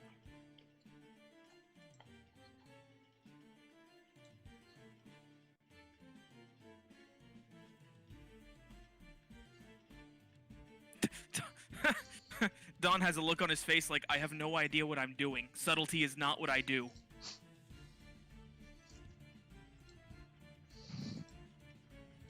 Look, what I'm saying is, Francis, you sure you want to go ahead and do this? Turns out you might not be batting for the winning side here. I mean, if she thinks this is junk, I mean, this competition's gonna be a breeze, man. have you seen her shop? Yeah, sure, I've seen it. I've seen a bunch of guns that all look the same and do the same thing, and you know exactly what they're gonna do. Work. Yeah, work. But you know what else works? He points to the guns on his hand. These work too. Tell you what. Why don't we put your words to the test? Why don't we have some kind of competition? See whose guns are the best. Well, we already have a competition going on, okay? To do that exact same thing. That, if I'm not mistaken, you were on our side for. But it looks like you're changing teams? Might be a bad idea, Francis. I mean, when you see what we've got working up over there. Both you guys batting for the losing team's gonna make Asmodeus look awfully bad.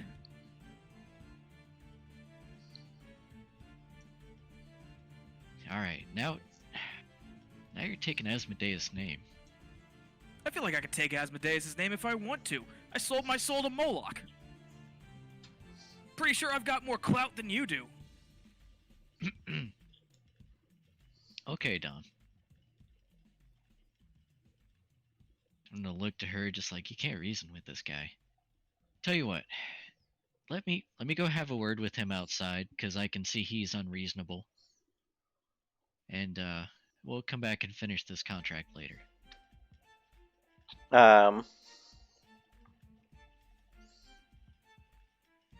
Give me one more perception check, Francis.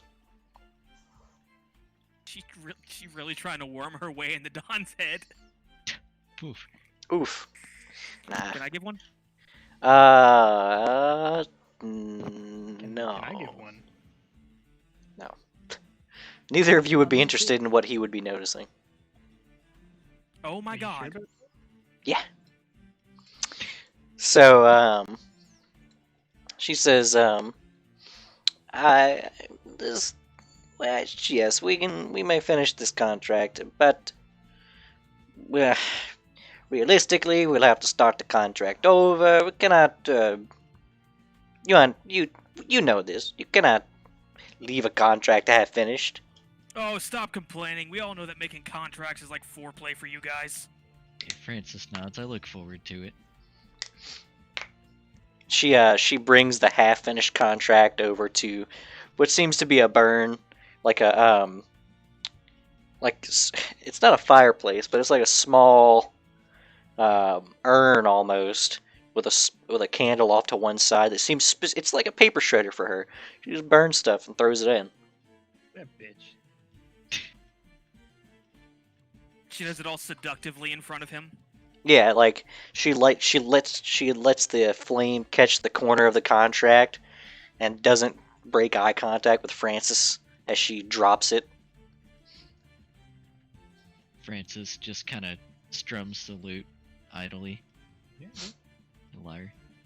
Don's gonna grab his ear and start dragging him out. Whoa, whoa. One more second, Don. She's almost done.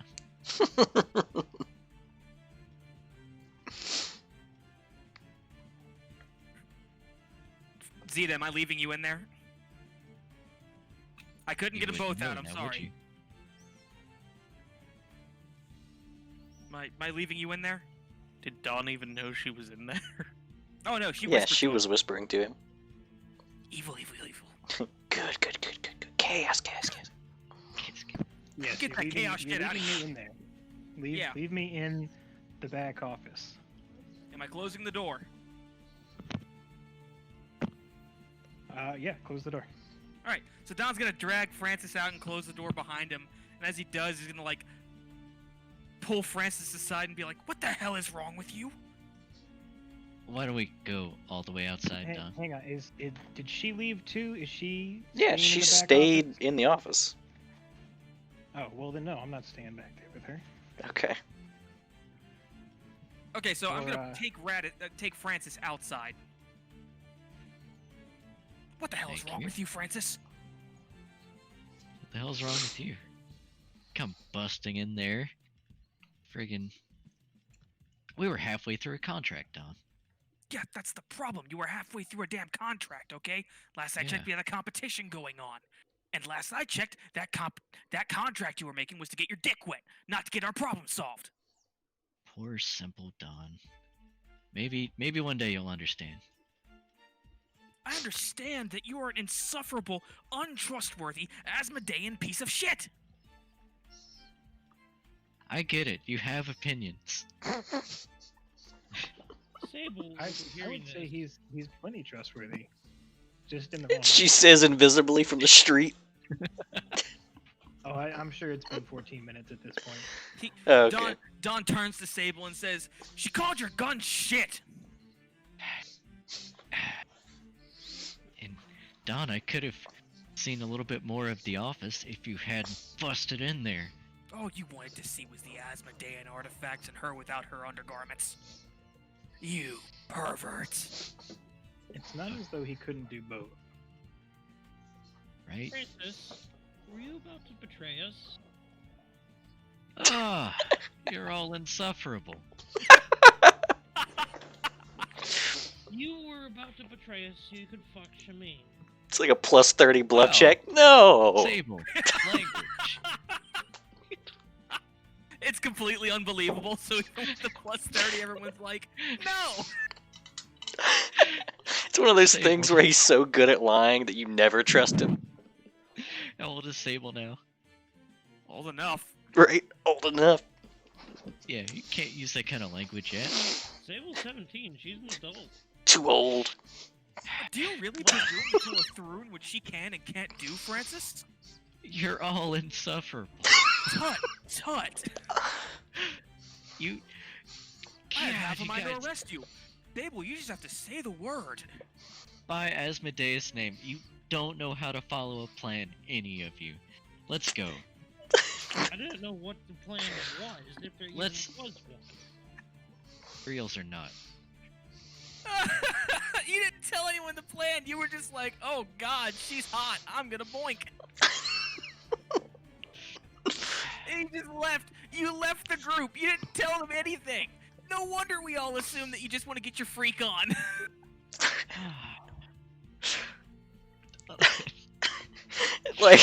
It's like Kill Switch holding a piece of paper with the plan written on it, and everybody's like, "You got it all figured out, don't you?" He looks down. All it is a piece of paper that says "boink?" question mark. Smash Y/in. That's literally what I was promised. Eden, back me up here. Aubrey, you were there. Aubrey, She. surely you can't condone this. Well, I wouldn't have told you about it if I did. You know what? No. Francis, go ahead. Go back in there. Go ahead. It's too late now. No. It's not too late. We're on Plan C. All right, Plan A. Yeah. You can go do whatever the hell you want. Sable, you're still young, and I know you don't understand this, but you can't just walk right back in after leaving. You gotta give it some time, Sable. You'll understand when you're older. Well, That's you're right. He's not gotta wait welcome 3 back- days before he can call again. You're not welcome back at the other workshop. Oof. All right. Oof. Okay. Good. Strong card to play. You're out of the band. You let her get in your head, Francis. We all That's saw fine. it. I'll start my own band. I'm not playing the dongos for you ever again. You weren't like this last time I played. Why did you get so jealous? Last time you weren't trying to boink with the enemy. This isn't even your workshop, Don. No, it's not. But you're not doing anything productive. What am I trying to say? I don't care about Understand. Radis. I don't care about his problems. should be the I one don't worried care about about his this. family issues. I just want to get out of here. This place sucks. Zeta. This place. And Don's gonna put his hands on Zeta's shoulders. This place What? sucks. It is a Yeah. constant reminder of my humanity. I'm well aware how terrible this place is. Like, I like this place. You don't have to look at yourself in the mirror every time you wake up and remember, wow, I used to be really good looking, and then walk across a bridge, and then suddenly you're a monster. Don, do I need to remind you that I am literally a living bomb and at any point in time while I am outside of Alkenstar, I could literally explode and kill everyone around me. not me. Probably still do it on this side of Alkenstar, right? I don't know. I feel Don's very gonna- weird here. Listen. Don's listen. gonna Hey. show her his arm and try to peel a piece of metal off of him. Guys, emotions are really strong right now. I understand. How about let's let Francis go back and do Francis things. I trust Francis. I know none of you But- guys do, but Pirate's Code decrees that I trust Francis. All right? But we need to not let her get in your head, Frank. I understand she's soup. She's I super. understand I'm she's gonna- soup. She's soup. I'm gonna help you out, Francis. It'll be okay. But let's let tempers cool down. Sable, you go back to the workshop. Dawn, you and I, let's go fishing, and we'll let Francis do his thing. Don I- lets out an audible sniffle and says, "I'd like that." I would go back to the workshop, but I kind of need Dawn. Sable mockingly flexes, showing off her measly biceps, and then points to the cart. Don lets out a disapproving grunt. Ugh, pathetic.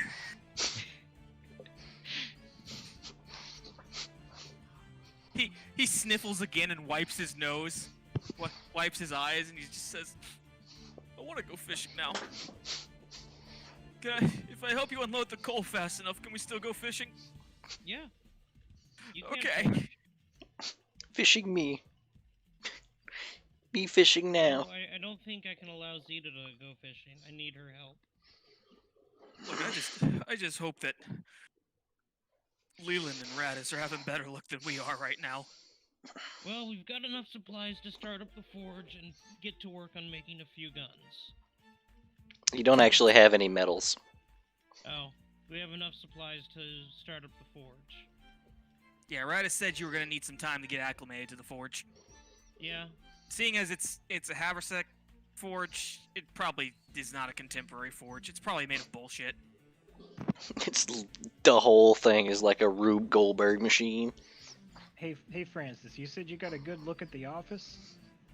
Yeah. How good would you say? Like real good? How good would I say? How good would you say? How much attention was spent on the office? Well, you said there was a lot of Asmodean shit in there. Yeah, that's true. A lot of devilly stuff. Oh yeah, there's like Slayer posters. Oh yeah, Francis would be all about that. All right, So, stand pretty still, good. Francis. And I'm gonna cast Share Memory on Francis and get his memories of Shameen in her office. Concentration. And then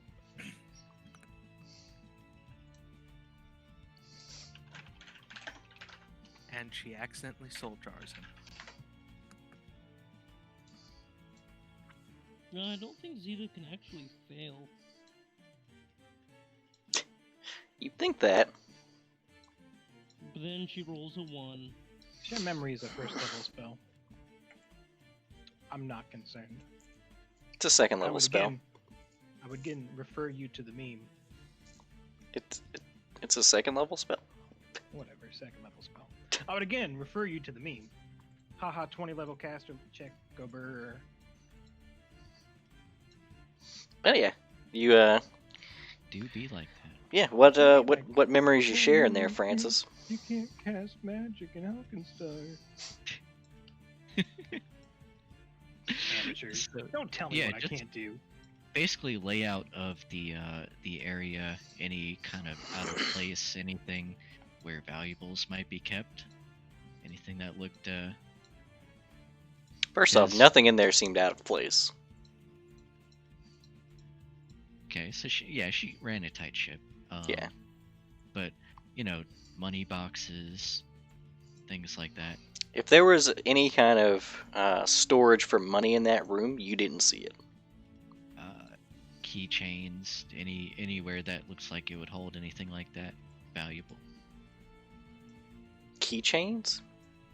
Yeah, it just anywhere that it seems like there would be valuables. I mean, there's a Keys, desk. money, stuff like that.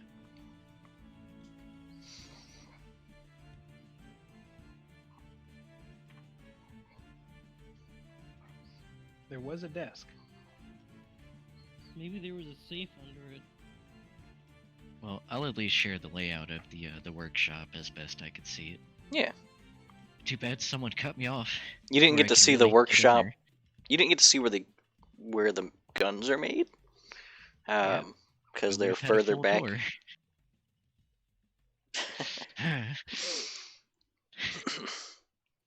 But yeah, Zeta, I was kind of hoping maybe you could do your thing where you go look around in there. Of course.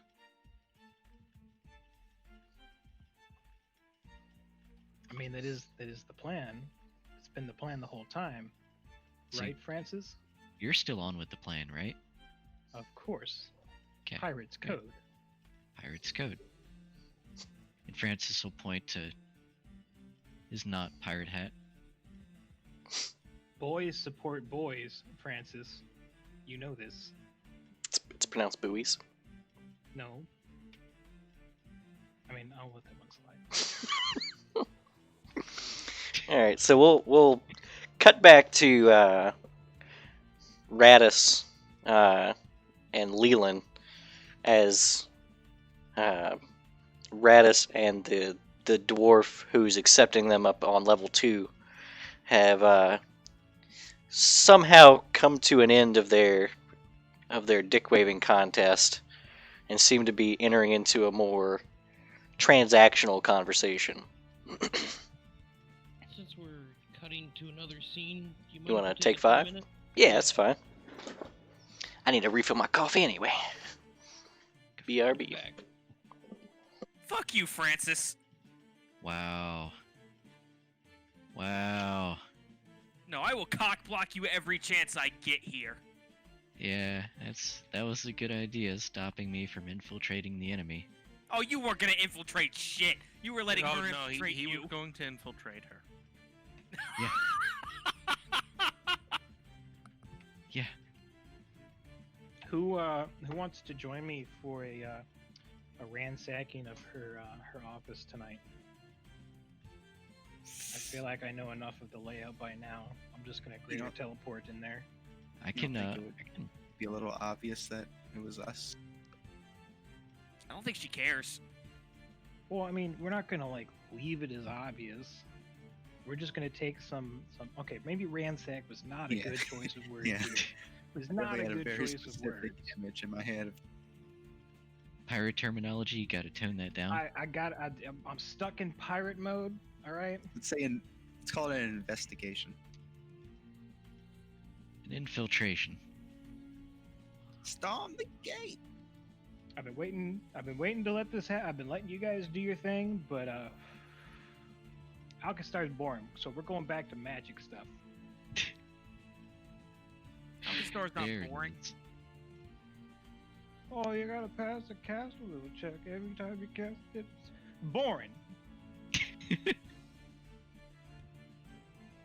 Yeah, but Zeta's like one of the best wizards of all time.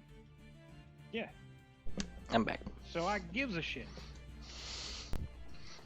You can't cast spells in Alkastar. I'll show you can't cast spells. I'm just waiting for Zeta to make a fucking oak tree show up. Yeah, you're not gonna get that though. 5% You'd chance. Like that. You'd like that, but you're not gonna get that. It's gonna happen. It's not gonna happen.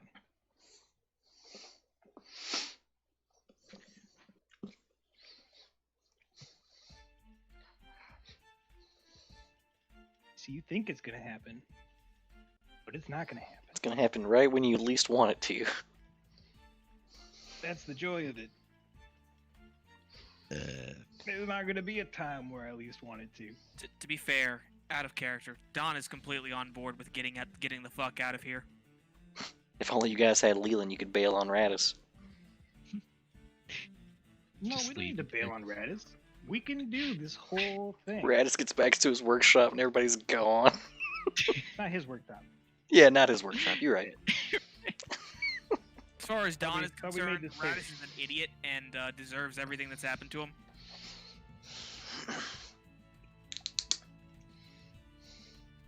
It's like, we came here because you were going to do us a favor, and now you're dragging us into your family problems? Nah, sorry, we have bigger things to worry about. Oh, come on. I thought Radis had a great idea. I mean, Give sure, Sable you the time might. she needs to make the gun she wants. He's only just been... All of his great ideas have been cock-blocked by Shamin. It's not Radis' fault that Shamin's a total bitch. I mean, technically, it sort of is, because like he could have been nicer to her, but I'm sure that in that relationship, Radish tried very hard to be nice to her, but she's not a nice person. well, yeah, it's kind of. She'd probably make it impossible for him. Worshippers. I Especially don't know if you noticed Horus this, but fuck. Radish's main problem in Alkenstar is that he's too polite. Exactly. That's why we need a little bit of pirate code. Yeah, they might talk like Texans, but they act like New Yorkers. You did it. You found a way.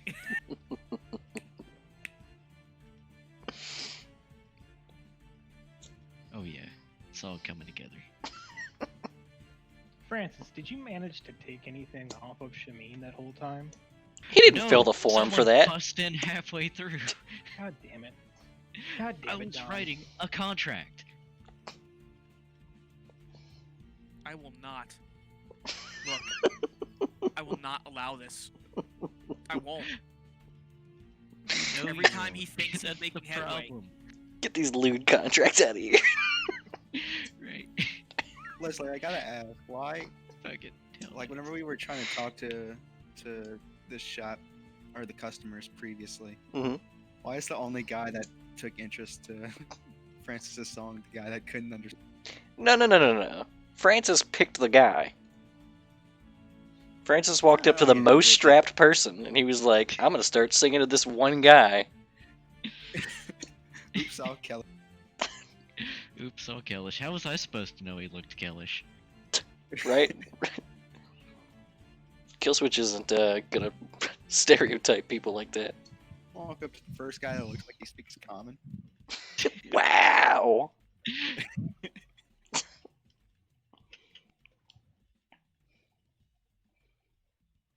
Sure is awfully not Taldane in here. Right? Looks like a Kellish neighborhood. Let's get out of here. You know, maybe if you guys diversified your portfolios a little bit, Learn some languages. learn some languages. Well, Right. Radis knows Well, a you lot don't of have languages. extra skill points laying around? Right? Radis knows a lot of languages. Radis Only does. knowing one language. Smooth brains. Don knows 4. Well, Leland has a wrinkle now. Don knows Taldane Common, Drow Sign Language, Draconic, and Infernal. Drow Look, sign I'm telling you, language, one that of one's these turned days- off. Drow Sign Language is gonna come in fucking handy. Drow language, Drow sign language will save your life one day. Proceeds to make if random if hands you guys were a little bit more subtle, it absolutely would. You know, speaking of, Leslie, do you want me to like update Tebrin to like level 9 or something? Because that's what an employee for for Shameen. The fuck you guys do here?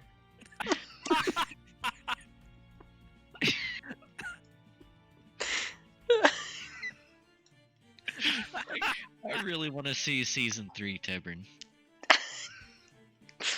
Season 3 Don would be Tebrin. so happy to have Tebrin back. He'd just be like, buddy! Season 3 Tebrin shows up with a hammer dulcimer strapped around his neck. Don't think you want it.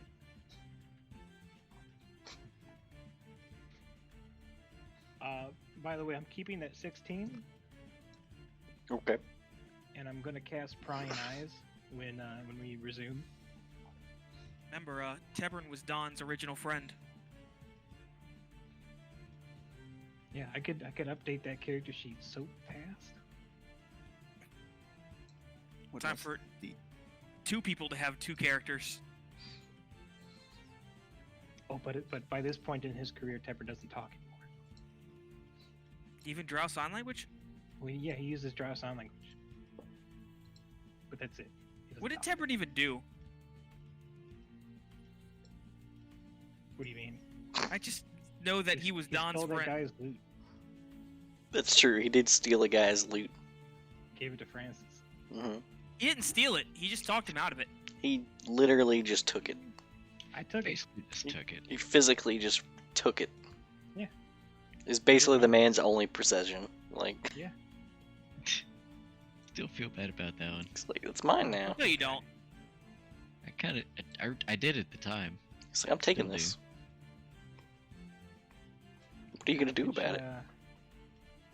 What did I name that character? Probably threw it away. No. I Right don't in the throw anything trash. away. Right to jail. I think I named it Rakaz Clone. That's not a name. It's what the character sheet is named.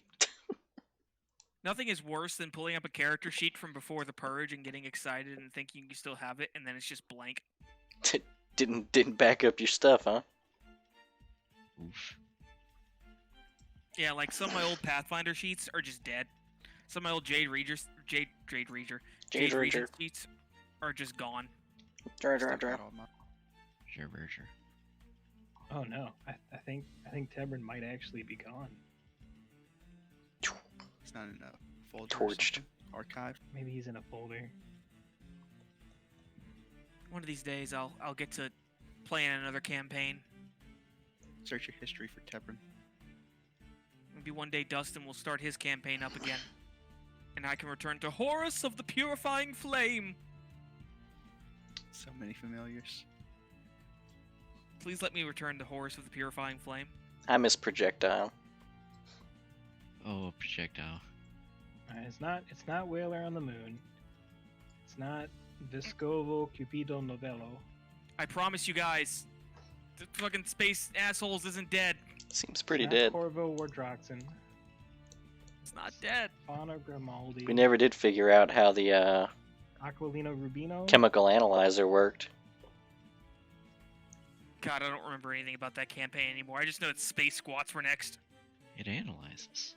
Yeah, but usually you have to take a sample. It's the future. Tell me that there's not just some way to It's like, just What's read the this? light off it. What's this? Crazy liquid. Put a couple eye drops in.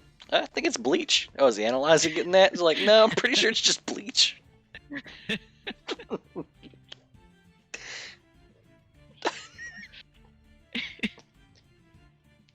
Look, it's a method.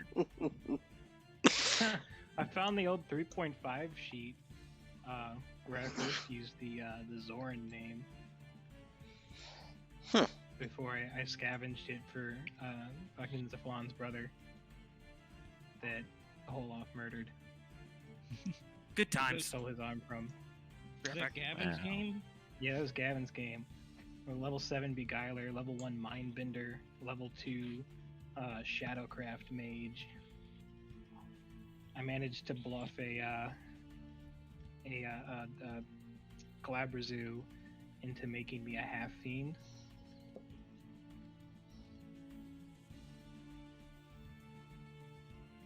It was Go gross. on.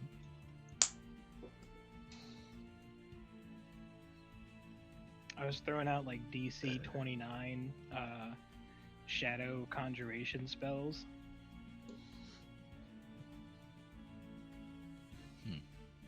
Yeah, the DM gave me a sword that dealt 1d6 per level and attack touch AC.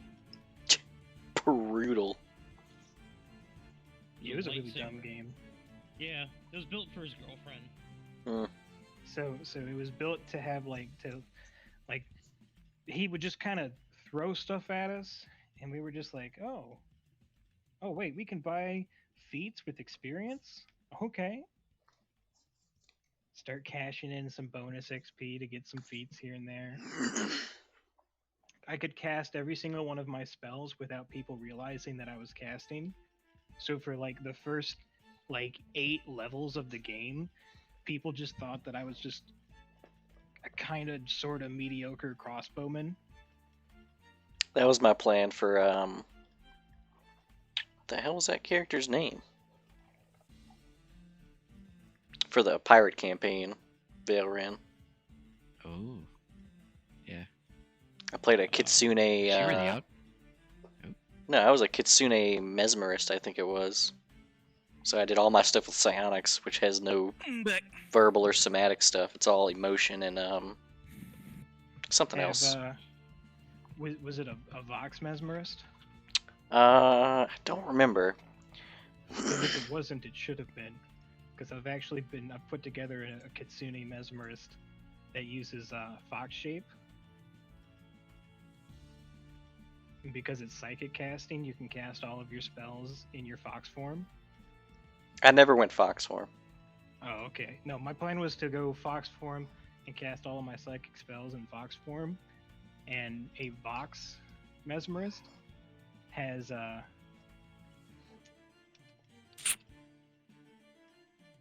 where did it? Not Vox, Vizier. I don't remember. I was Vizier super mesmerist spec. It's kind of like almost an NPC archetype. But it's level 2 ability. Trades away your charisma bonus to your saving throws, but you get power behind the throne. So anytime you cast a spell, you can make a throw to make it appear like one of your other allies cast the spell. So I could just be a mundane fox the entire time. I do like that flavor. Yeah, I think we're all back. Yeah, here it is. When the Vizier casts a spell, once the Vizier's spell is complete, a glamour suddenly alters the onlooker's memories and perception of the spell's casting, such that all the usual manifestations of the spell indicate that the caster was one of the Vizier's allies. Literally, you didn't see what you just saw. Damn. I can't find my sheet for that Probably Kitsune. purged. But it probably did, but I do have the sheet for Brian. My original Starfinder character that got shot down. Poor Brian. Anyway, so we back, and we're picking up Yeah, where Vale? I believe so. Vale? What? Yeah, he's back. Okay. Yeah, so picking up with Radis and Leland on the second level of Dongunhold as they're beginning. Amazing name. Huh? Amazing name. Right. They're conversing with the dwarf behind the desk as the dick waving begins to die down and a more transactional conversation begins.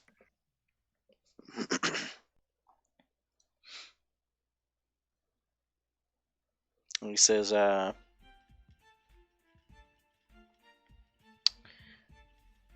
shit, I can't do it. He says, basically, he's asking what,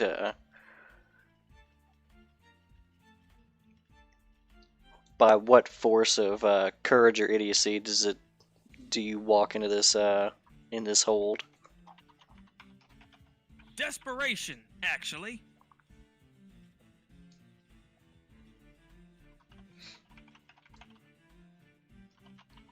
He says, yeah, you do look the desperate type.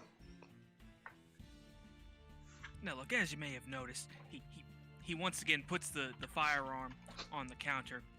I'm a man of exceptional skill. Maybe not so humble, but I'm pretty damn good at what I do.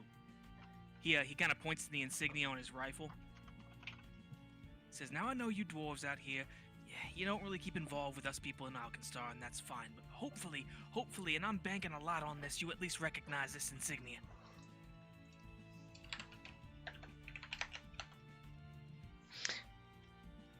Says, can't say that I do. That's a crying shame. You know the big cannons that fire the golems that we have out in Alkenstar?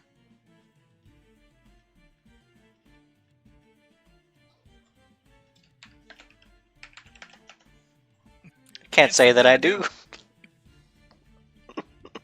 This guy's an idiot. No. He's a dwarf. He has better things He's to worry about never than the left that peasants in desk. Alkenstar. Says, well, he looks at Leland. We're fucked, Leland. We're just fucked. Shamin's gonna take my workshop and there's nothing I can do about it. I'd hope that the dwarves would be interested in collaborating with the Haversek workshop, but apparently we're a no-name here. And you don't even know what deity it is you ended up doing a favor for. So I mean, we ain't got a bargaining chip anymore. Leslie, how beat up does my sword look at this point? What, the rocket sword? Yeah. I don't know. Have you not been maintaining it at all? I mean, I've been maintaining it, but you can only sharpen so much if it's, actually chipped or something. Oh, I'm sure it That's has not plenty coming of. out. Yeah, I'm sure it has plenty of chips and cracks.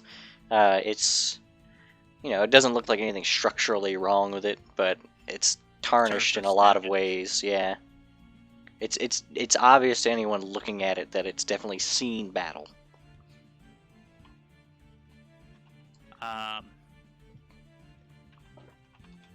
Yeah. Radis, ask him where we can find a smith. My sword needs work. Radis looks around, kind of indicates the whole area, and he turns to the dwarf. Got any idea where we could find a smith? My friend's sword here needs work. And he indicates over to the sword.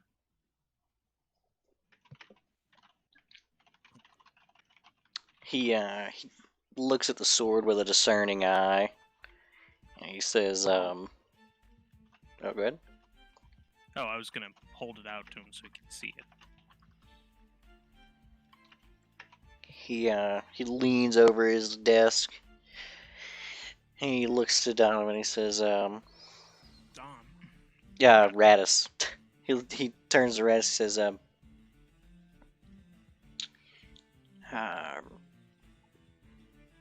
second level is not gonna have if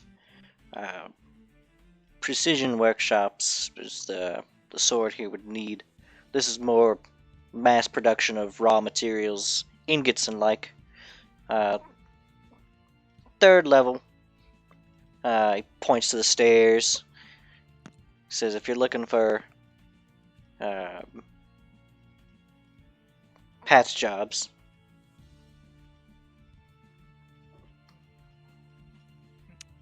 Radis says, it looks like we'll be going to the third level after this. Let me just try one more thing and then we'll be on our way, I guess. Turns back to the dwarf.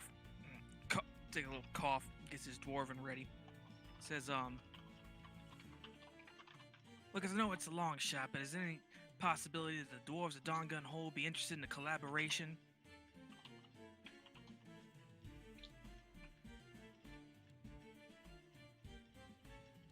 Says, here you mentioned, Marians, they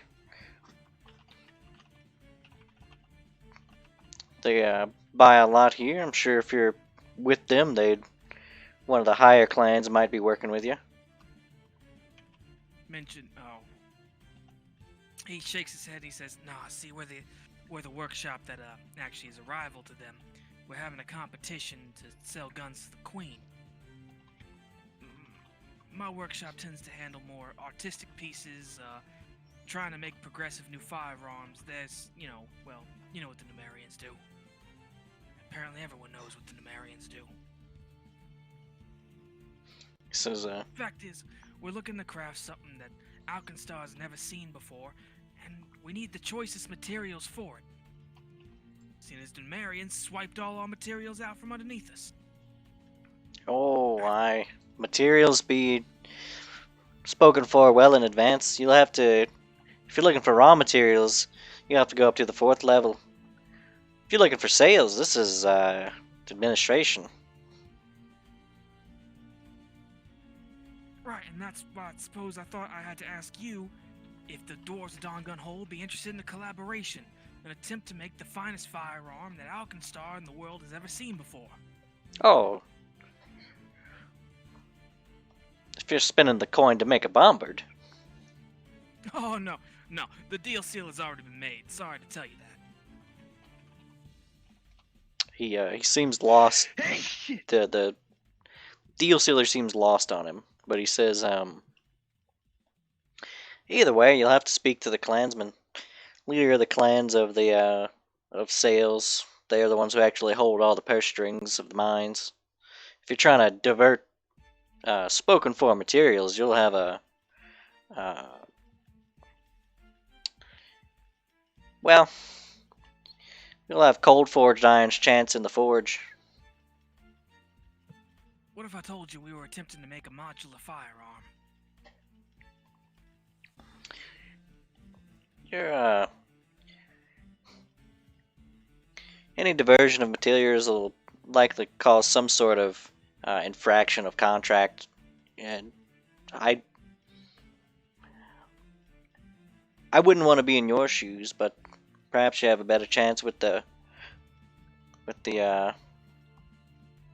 he kind of thinks for a second. Coal Heights, perhaps? Coal Height Clan, Chaos Mantle Clan, maybe Light Digger Clan? It has to be y'all. It has to be y'all. Y'all the best there is. I'm not just saying that to stroke your damn ego, okay? Y'all are just the best there is. He kind of motions to himself. Great buckles are not miners. Yeah, but you sell the best materials. Give me a knowledge local. Flying off the seat of my pants here, okay? Mhm. Knowledge local.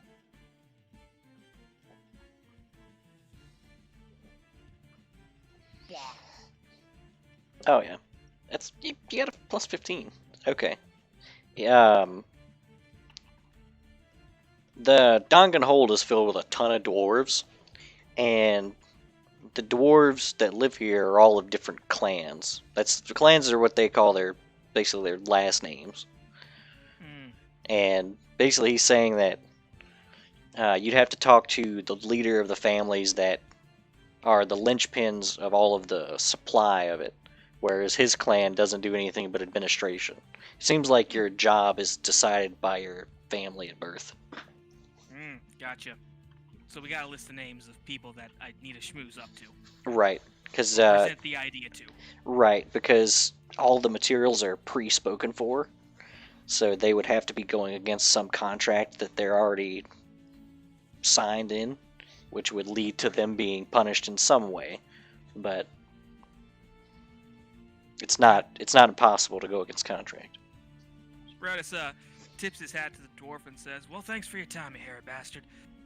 Appreciate it. I gotta get my friend up to the 3rd floor, see if we can't patch up his sword." He kind of waves you off and says, "And best of luck to you in your endeavors and the beard growing."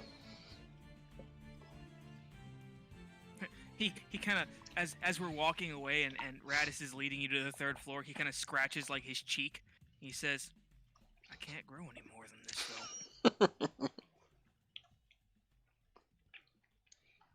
It takes us one level. Take one level in White Witch, just show up and be like, "What now, bitches?" Wiggling your beard at him. Wield your rifle with your beard. God, instead of Leland, you should have taken Aubrey. Right? Fuck. No, I definitely could have had some swag. You could have actually flexed with your beard. It's a weird flex, but I'll take it. Figuratively and literally. So I'll take Leland up to the 3rd floor, see if we can track someone down to fix his sword. Sure, someone will be interested in the make of his sword. Oh, I'm sure.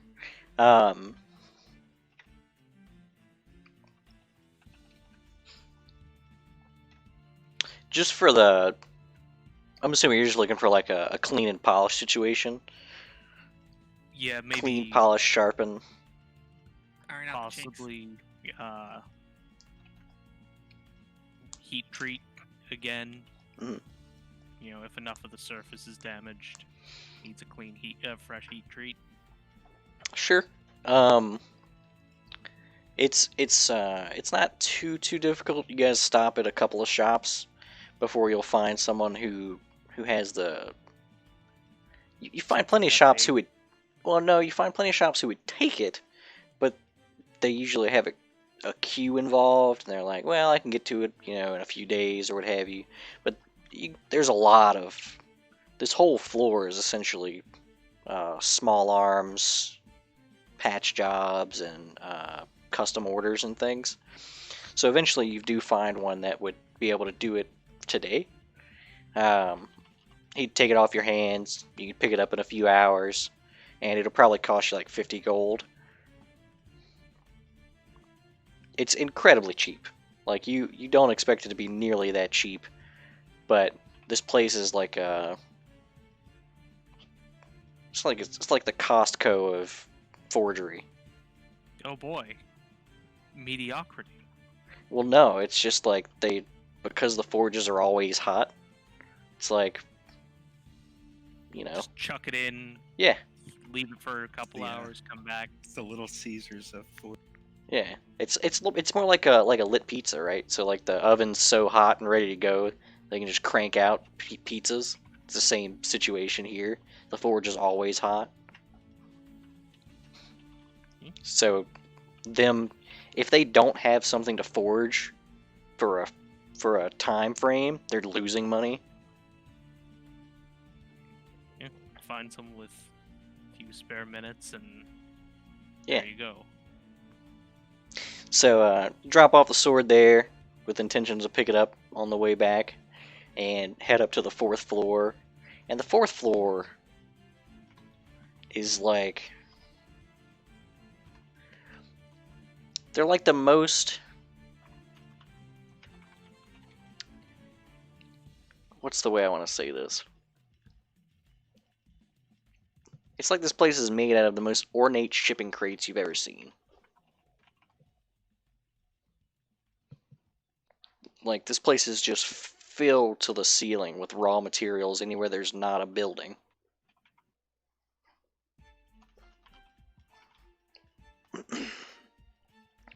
And it seems like they don't actually carry things down to the next floor down, or to the floor below that for that matter, and instead there's like a system of chutes that they just pour things down.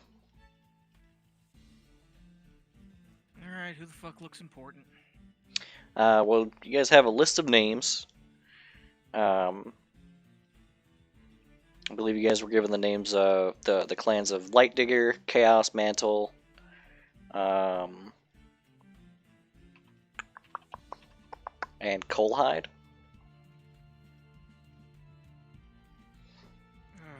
Let's try the Chaos Mantle. So you guys ask around, and eventually get pointed in the right direction. And this place is...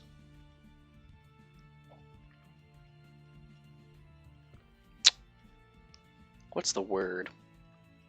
Chaotic.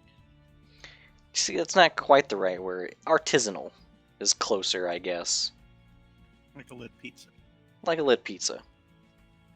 If you can imagine a dwarven lit pizza. No. It's very artsy. Most dwarven things are very pragmatic, whereas this, it's like the front end of a warehouse essentially, but it's very gauche. Leland, my boy. I think we might have a chance at this after all.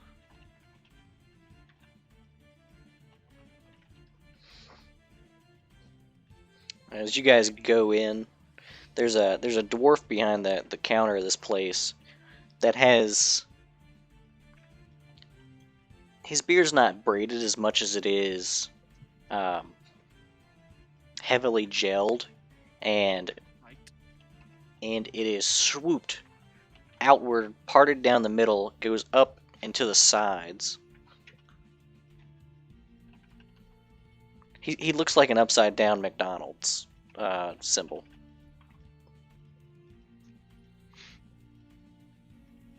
Right, this is...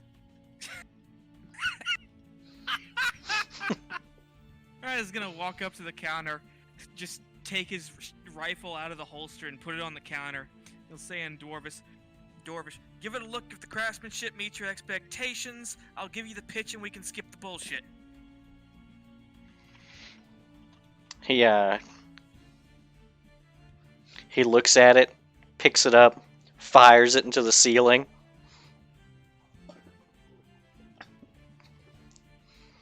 And he kind of twirls it, sets it down, slides it across. Says, "Oi, haversacks! It's right nice. You'll be paying for the hole in the ceiling. Didn't know it was loaded, but yeah, what you got?"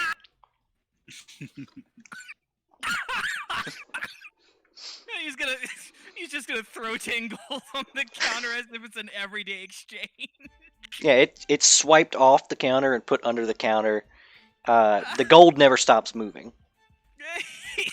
He just like midway through. Oh, you're gonna be paying for the hole in the ceiling. Radish just throws the 10 gold on the counter. Excellent. You know the make. Cool. Let me give you the pitch. The haversack line's in danger. I need help. I need help desperately to make sure that this workshop doesn't go under.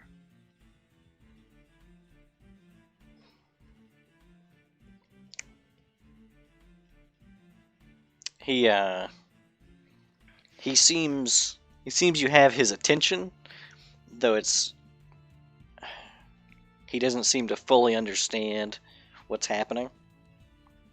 A couple of months ago, I left the city. Name's Radis Hardinger, current head of the Haversack family. I left the city, go on a revenge quest against the Flying Keenswell. You probably don't know him. What the hell ever. Turns out, load of hogwash. My apprentices never paid the bills. I lost the place. Numeria family's currently got it. We're in a competition. See who can sell the most guns to the royal family. You know, standard fare. Now it's got risks. If we win, I get the workshop back. If we lose, I'm stuck in indentured servitude with her. We have a plan to make a modular firearm. We need materials. Do you want to collaborate?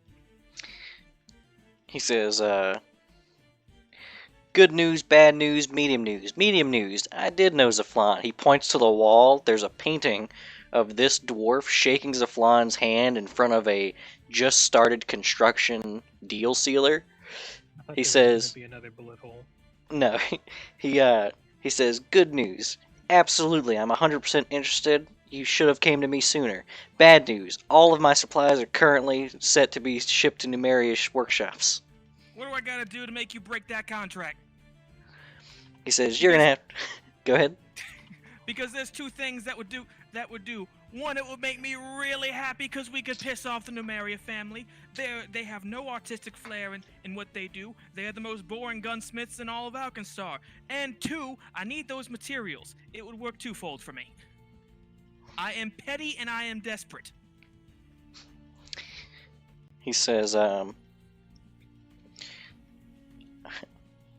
"Unfortunately, we need a ton of money in order to get around the contract, because the contract will incur heavy fines.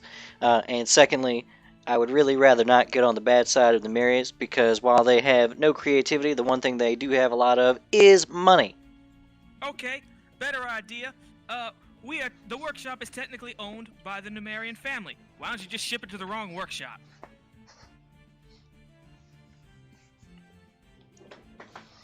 He says,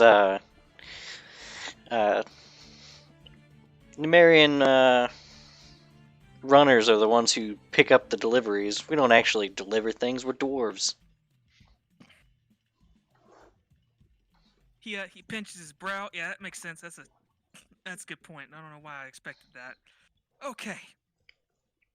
So you don't want to get on the bad side of them. That makes sense. Don't you want to be a part of Alkenstar history, though? I mean, I know you already are, but I mean, come on, it's a modular firearm. And God, we should have brought Don. He could have showed him the glove gun. Look, the thing is, we got a compatriot, Miss Sable. She builds wacky guns all the time, and they're all practical. That's the best part about it. It's not like old man Haversack, where he built wacky guns and they didn't work most of the time.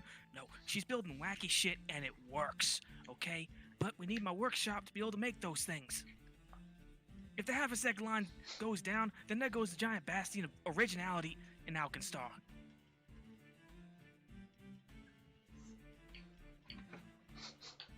Has Radis stopped to fill me in on any of this, or is this all? Oh yeah, after the gibberish? first one, he'll turn to Leland and tell him what's going on. Says, all right, good news. 2 bits of good news. He points to the painting of Zaflan. I'm not sure how I feel about that, but I mean, I guess I'll take it. Other good news, they're totally on board with helping with the gun. Bad news, all the materials are spoken for by Shamin. The dwarf says, "Further good news, I speak common. Didn't realize your friend didn't. Further bad news, medium news, possibly good news, depending on how you feel about it." He points to the other wall, and there's a painting of him again shaking hands with Zaflan again. And it seems like in the background is a blueprint for a set of rotating cannons that could be applied to the walls of Dongun Hold. Radis pinches his brow again, and he just says, I constantly live in his shadow. There's nothing I can do to escape it. Every day I live with the fact that he should have been in charge of my workshop. Every day I live with the fact... Radis. Yes. Save me from this train of thought. Tired of living in shadows? We go into the caves, where there are no more shadows. I have no We time. go mine our own damn materials. Can we do that? He turns to the dwarf and just... Can we do that? He points to Radis enthusiastically. No.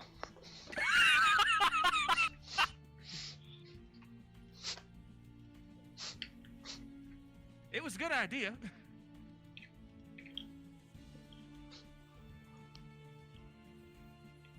Okay, you got any other bright ideas, Leland?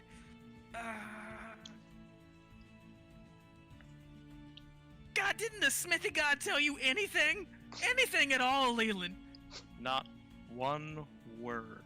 You just I spent was- 4 hours hammering away at a sword? 4 Hours? days? 4 days hammering away at a sword?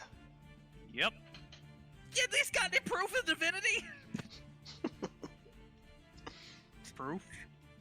His voice is just getting more and more desperate. Don't you have, like, proof of the divinity inside you that we could show to them and show them that you're a holy person? No. When's the last time it's worked like that, huh?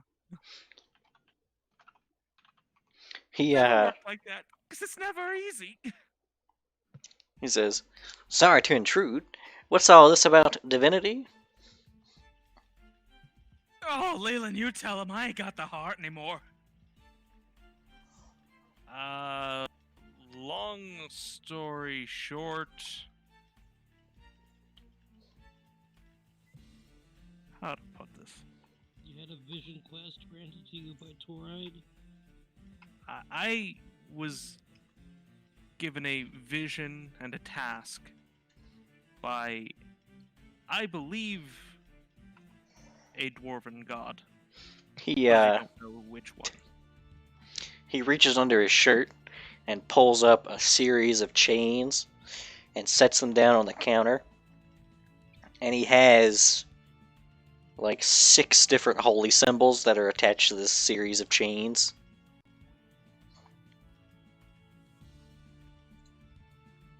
If one of them stands out to me, I'll point to it. When you point to it, he says, he seems surprised and then disappointed, and then surprised again and says, thought it'd be the big man himself, but Trud's a good one too. He kind of puts all his chains back on. He says, you know, you guys might have a good case. Perhaps I should get the actual clan headsman.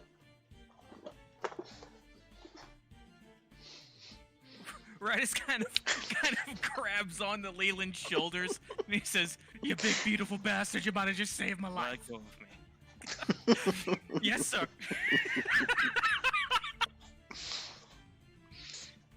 He says, you wait here. I'm just a salesman. Let me go get the actual, let me go get the head of our clan.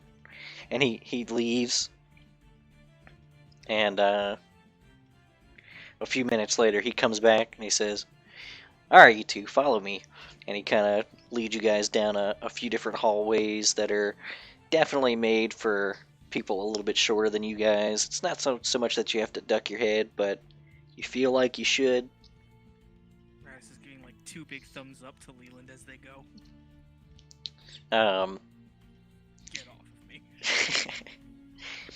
He leads you up to a set of double doors that seem to be emblazoned with the same type of iconography that the outer doors to Donganhold had, depicting Trud as the thing that holds up the walls to this place. And they both swing open, and there's a deep red carpet that leads across a chamber up to a set of stairs, and on top of a like a deep red and blue throne sits another dwarf that looks literally identical to the dwarf you guys have been talking to, except his beard, instead of being a single arc in each direction, has an additional arc in each direction.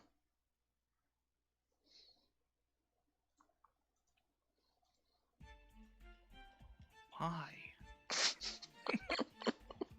Because they're fancy with their beards.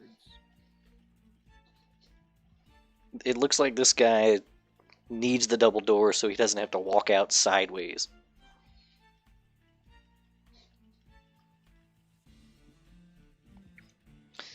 He says, "Welcome.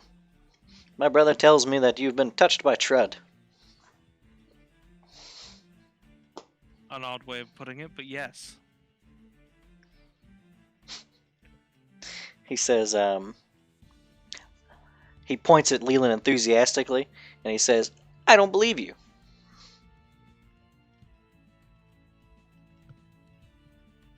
Radis Well. shrugged. He's got us there. Yeah. Wait, So, didn't you get something out of this? no. I woke up empty-handed. What, you think I spent 4 days forging a sword in my dream and it's gonna be in my hand when I wake up? No. He says, Oh, that checks out. "My brother tells me that you want to appropriate the contract that's going to the Marion workshop." I would love absolutely nothing more. Says, it's a big ask.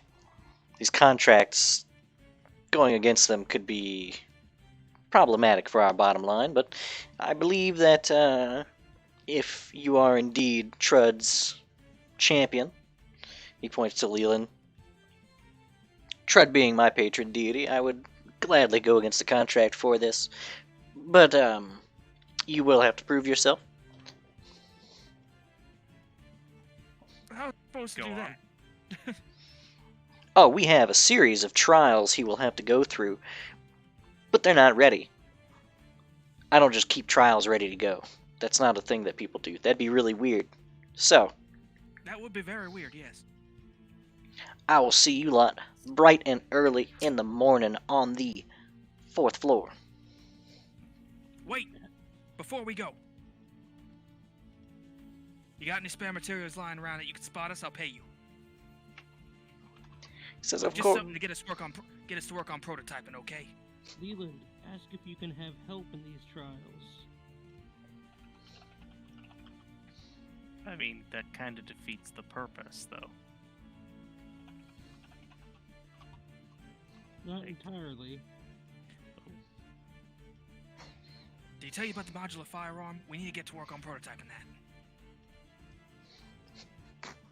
He says, "As a show of good faith," and he,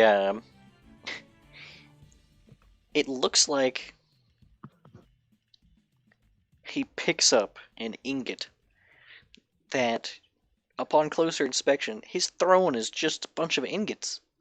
It's not even, it doesn't even seem like it's held together by anything, and he like underhand spiral tosses the ingot at you. I'm gonna try to catch it. Do I need a strength score or something? Yeah, let's do a strength check just to see how tight the grip you can get on it. One. One. Yeah, you're fine. You grab hold of the ingot. It's it seems very like quality steel. Damascus. Damascus would Folded be 1,000 terrible for times. firearms.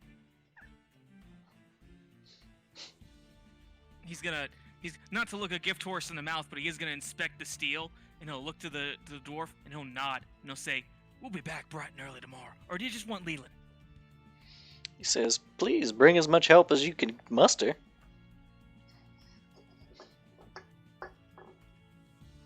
Help. All right, he needs help. You're allowed to bring help, Leland. You cool with that?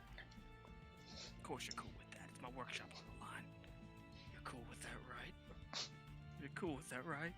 The more you ask, the less cool I am. Leland's like, I want to go home. I wish I was killing monsters right now.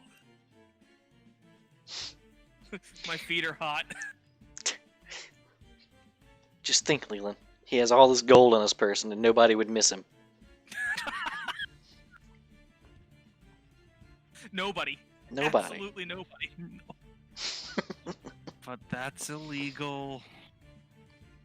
And he is lawful. It could just be a man-o-waste pterodactyl that took him. Nobody would know. He nods to the dwarf, says, just think, Mr. Tuco. This time tomorrow we could be making something that will put Zaflan's deal sealer to shame. He kind of in a brushing. In a brush. Yes, with his beard.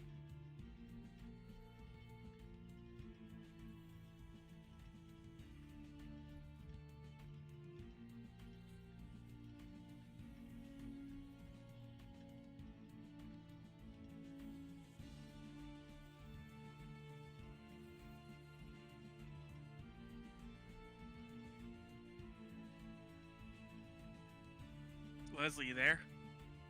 I think he did.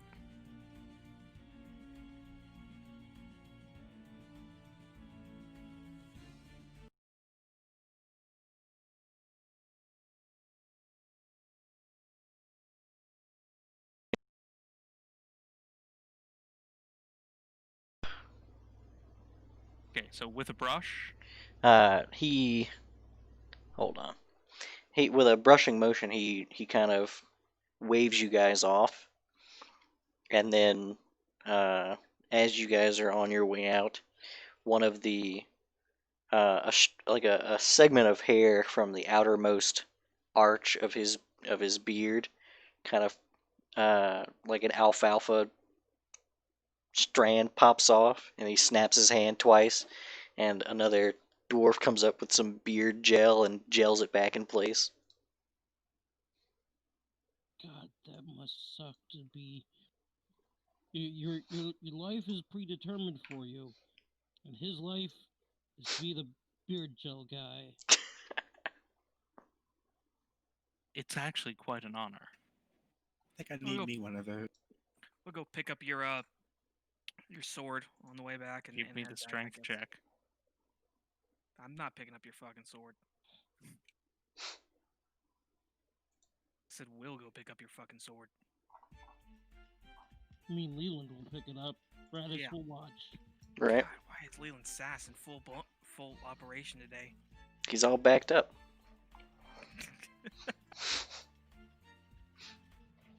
He's always Ma- been sassy. yeah.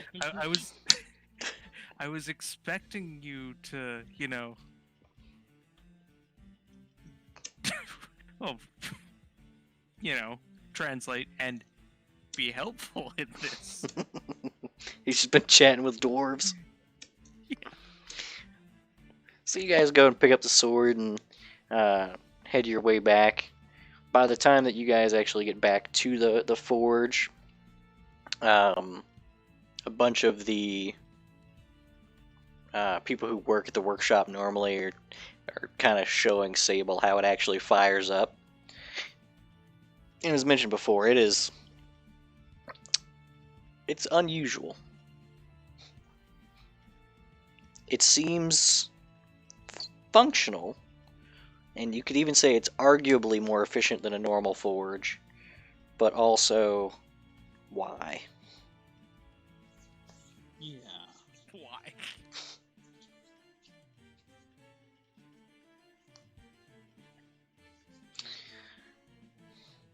Oh, and when you get back, Killswitch seems all pissy.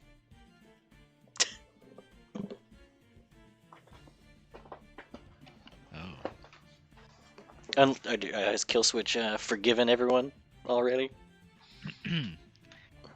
It's I don't know if all pissy is the description for Killswitch. No? I mean, you describe it then, I don't know. I would say more annoyed that Don blew the whole plan. That you didn't know. That's okay, we can work with this. Sita and I've got pirate code. Yeah, but Sable has gun. Yeah, literally everyone else in this town has a gun. Sable's gun is better. Well, you'll get to prove that.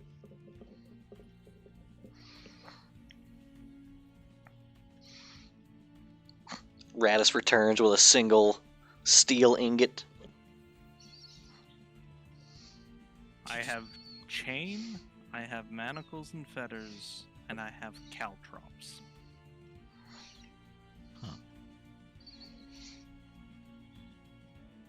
Sable says, it's okay.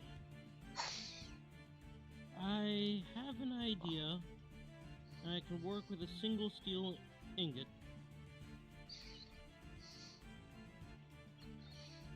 Problem is, I can't make a whole other gun, so I'm going to have to mod my gun.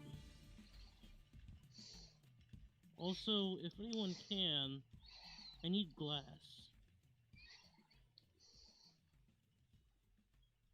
How much glass?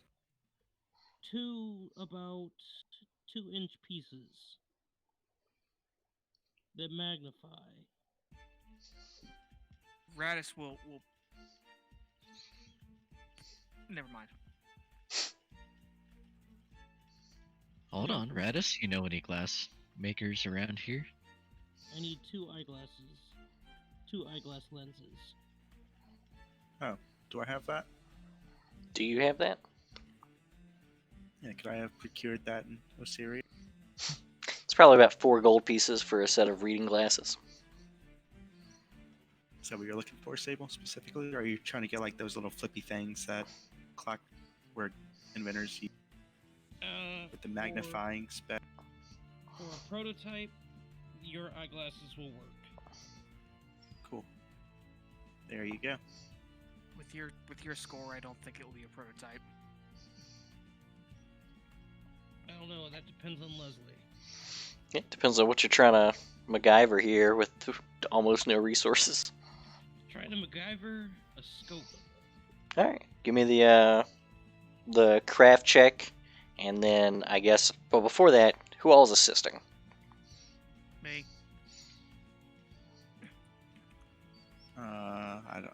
I don't think tattoos are going to help too much. Zeta, you helping? Am I even here? Yeah. Yeah, Where we're are all we? convened Back at the back at workshop. the workshop. We're back in the workshop.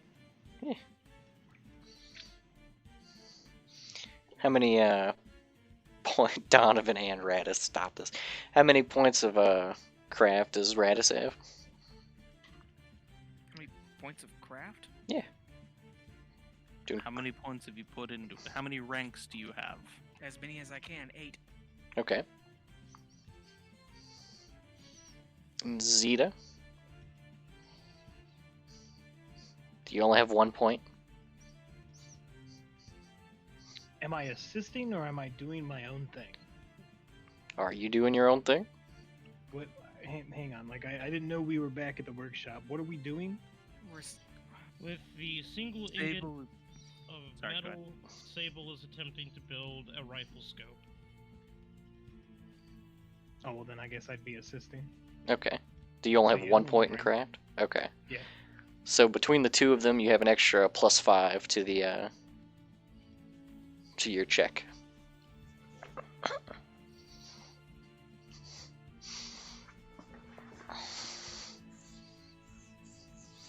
Ooh wee.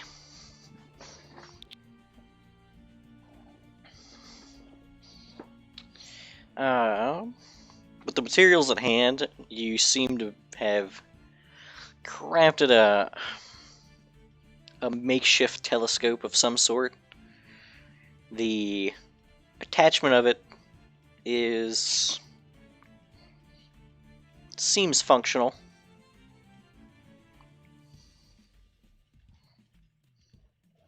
The intention of adding a scope to a rifle is to increase its range.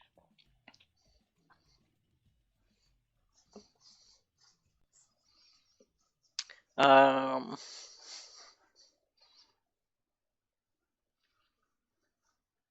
I don't know if that would increase the range, would it? It'd increase the accuracy. It would increase the Personally- range increment, so range is less of a penalty. I think it will increase the crit. No, I think it would reduce. Get out of here with your lens maker's glasses. I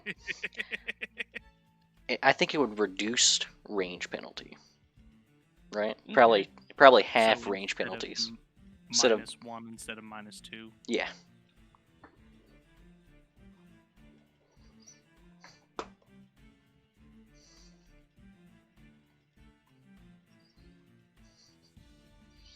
So you think you've got a functional scope? Sable shows it off after she's finished with it. She's attached it to her primary rifle and says, "Here's our first prototype." It's a good start, but I'm not sure how much that would impress the dwarfs. Oh, yeah, speaking of which, tomorrow Leland has to undergo some trials. Anyone They who don't wants to believe help- I'm divine. Anyone who wants did to you help tell him could about the come. dream? Yeah, that's actually what got us the meeting in the first place. Well, it sounds like you got their attention to some degree. Well, if it's for getting the materials we need, then I'll definitely help.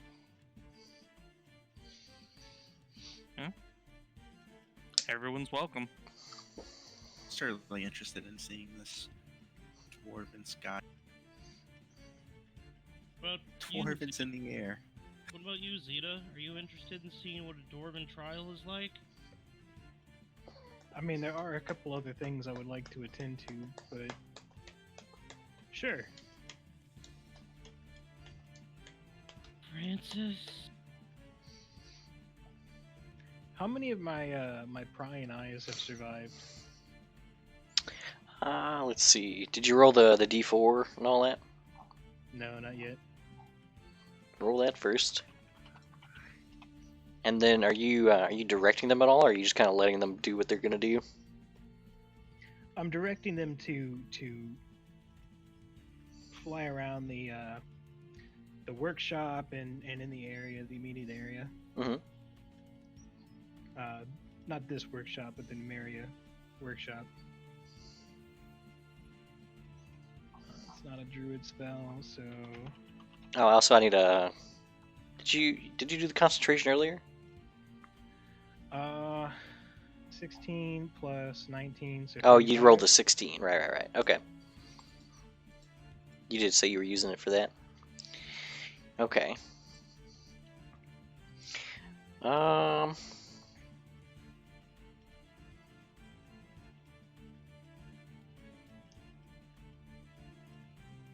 Probably about 8 of them come back.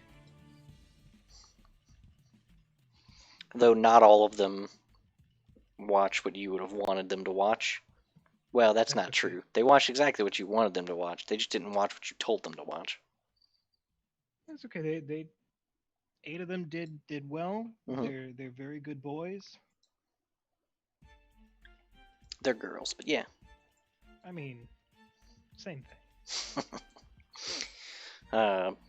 at least 2 of them spent time monitoring polychromatic doves. Makes sense. Mhm. Hope they do well for themselves. Yeah. One of them has some footage of silently negotiating with another one, and then the other one flies across the bridge and disappears from existence. That son of a bitch. I should have warned them. They were just too curious. Yep. But for the most part, you know, most of the ones that come back seem like they hung around the workshop, looking in the windows at the odds and ends, and occasionally getting sidetracked by steamwork golems and funny hats.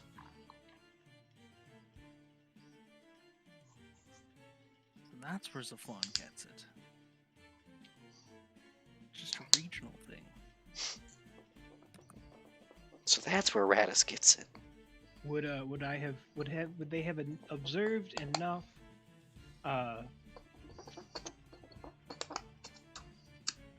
alkaline life for Zeta to be able to pull off a convincing accent? Give me a linguistics check. Oh, you had to choose like my worst skill. You had to choose imitating language.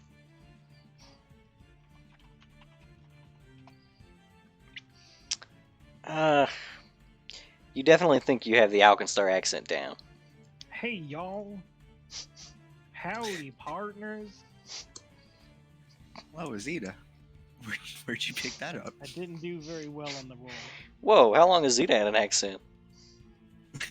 Where's his accent coming from? You're Zeeta's speaking, always had that accent. you're speaking Alkenstari, partner. So at this point, would it be safe to say that I'm very familiar with Shamin's workshop? Definitely parts of it. Okay. Some of the rooms don't have windows, Right. but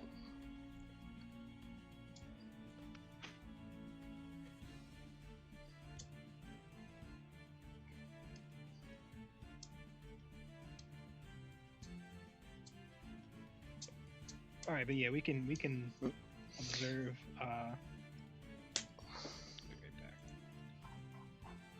When is Leland's trial? it's first thing in the morning. Oh well, we have plenty of time. So you guys, do you have anything else you're wanting to do for the night? Absolutely. All right, what else you got? Hey, Wilbury, did you want to go and sneak into the workshop? Do you think we could get away with it? Absolutely. We gotta have an excuse for being just in case. All right, If we're only going we had to- someone with an excuse to be there. If only we had someone with an excuse to be there. Someone who could distract her. Hey, Francis, Huh? you care to join me for a nighttime excursion? You know what, Zeta? I think I would. All right, you goody two shoes. You guys all stay here. And stayed here. Don, Don. stay here. Don? No, What? he gets it. I'm not interested. Okay, perfect. Let's go. Yeah, right. Did we see any, did my prying eyes see any, like, gosh, I don't know, quiet back alleys near the workshop? Like an alcove we can dip back into? There's an alleyway that runs behind the storefronts. You have to go down to the end of the block and then go between the buildings, essentially. And about how far does that put us from the workshop? From the workshop? What do you mean? From Numeria's workshop. I think you misunderstand. There's a back alley where the trash goes out.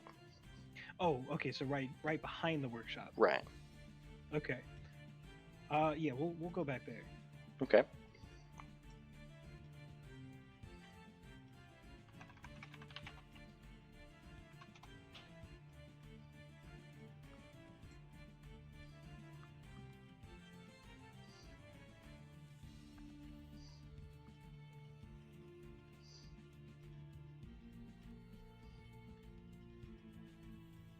And by we,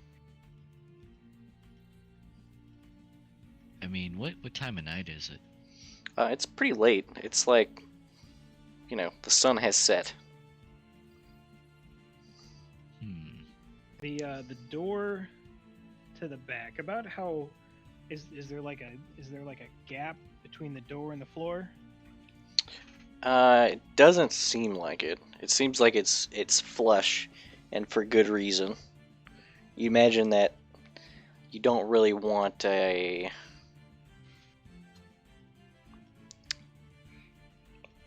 Heat escaping from a workshop. Yeah, you don't, and not just heat, but gases. Yeah. Yeah. Is there a chimney? Yes.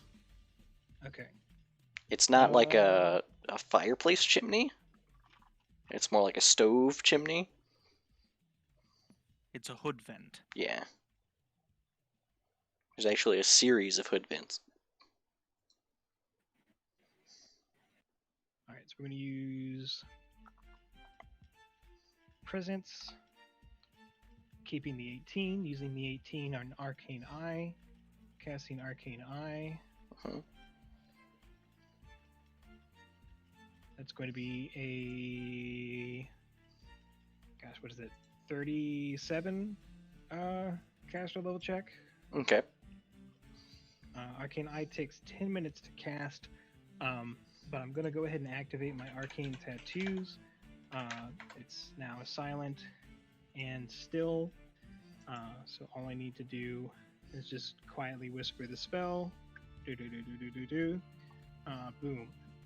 Bit of bat fur produced turns into an invisible magic sensor. Magic sensor flies into the chimney. It can pass through a hole or space as small as 1 inch in diameter.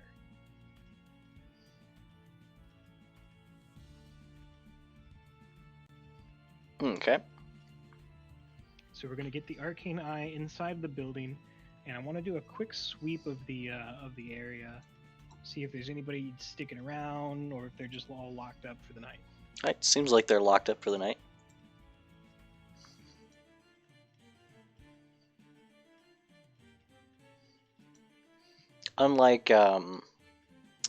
Unlike Radis's workshop, it doesn't seem like people live here.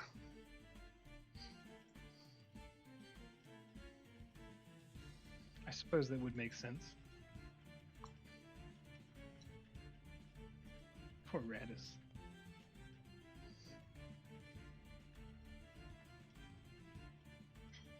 Alright, gonna go ahead and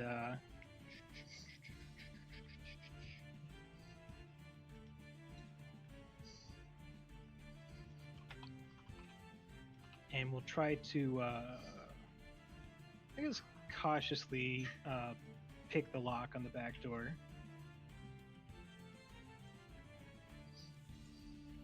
So we're gonna take a 10.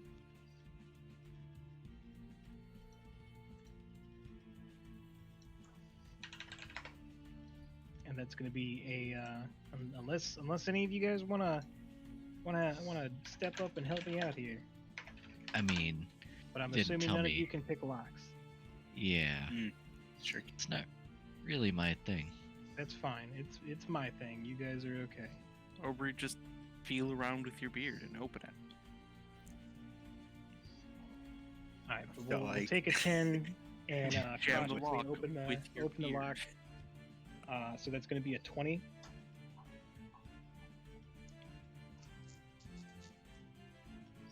Do we get anywhere with let's see. that lock?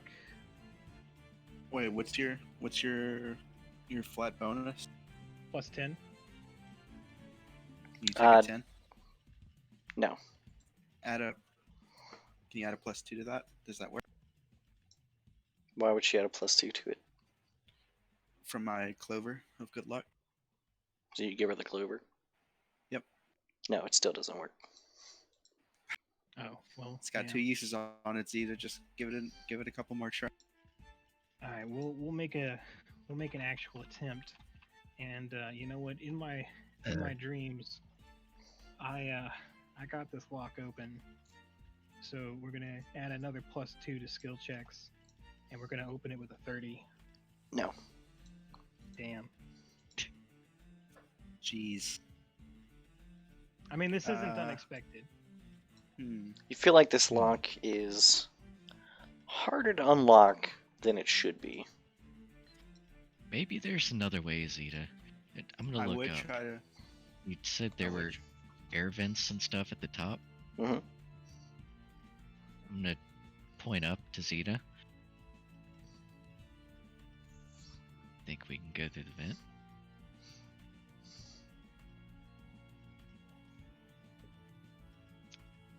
I don't know.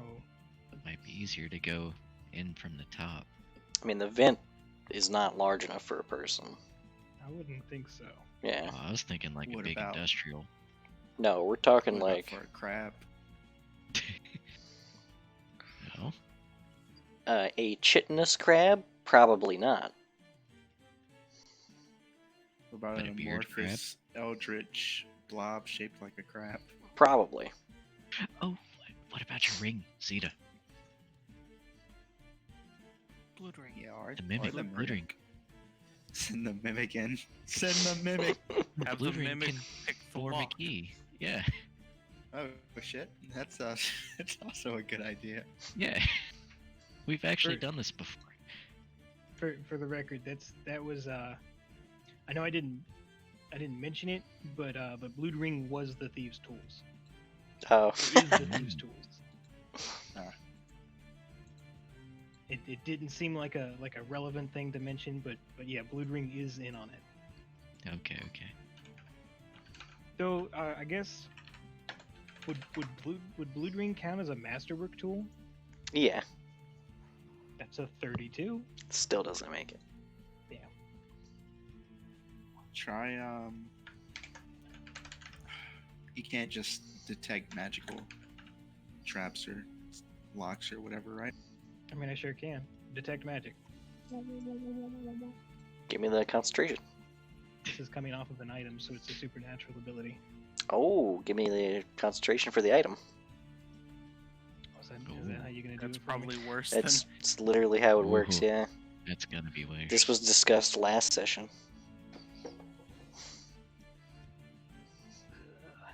Fine. What's the caster level check of that item? It's written on the item description, isn't it?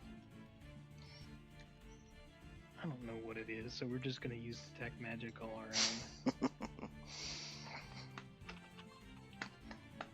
Is detect magic on the druid spell list? I don't think I would- so. than should be. Wouldn't it? It have to be. It's such a universal Pretty spell. much every is, okay. caster has detect magic. 40. Yeah. Yeah, I think you made it. Yeah, there's some magic coming off the door. Hmm. Abjuration magic, to be specific. Oh well, then Hmm. add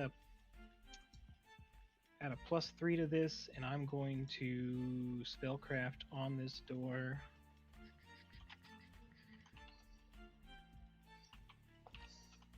It's arcane lock. That son of a bitch! Can't believe she locked her doors. Can't believe she used magic in Alkenstar. That's my shtick. I've still got to use the break enchantment. Can that be applied to objects? No. I think so. It's not being enchanted locked. It's abjuration. Zeta's gonna offer an audible sigh, and she's gonna take Aubrey and Killswitch's hand, and here's the prescience. All right, we're gonna use that 20, Mhm. and we're gonna cast teleport. Mm-hmm. And we're gonna teleport into Shamin's Give me the office. D100. How many miles off? Right. Oh no. Oh no. No, you're good. It's loaded. It's good, right? It's Oops, literally all like sandworm. a fucking 2% chance. I'm not scared. So you guys, arrive in Shamin's office and are greeted by very loud sounds of ringing bells. I'm gonna cast dispel magic. So we're going to use prescience again. 11's not bad. But we'll kick up foretell, add a +2 to this. So that's going to be a caster level check of 32. And we're going to dispel the alarm.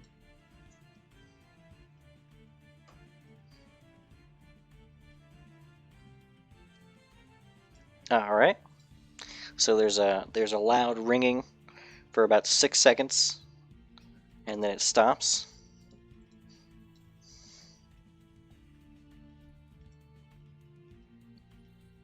I think Alright. now's the time I go invisible. Smash and grab, boys. Let's go. Yep, Smash I'm and gonna go grab. invisible. All right. I'll also So go invisible. we're gonna get some perception checks to look around the office real quick. Mhm.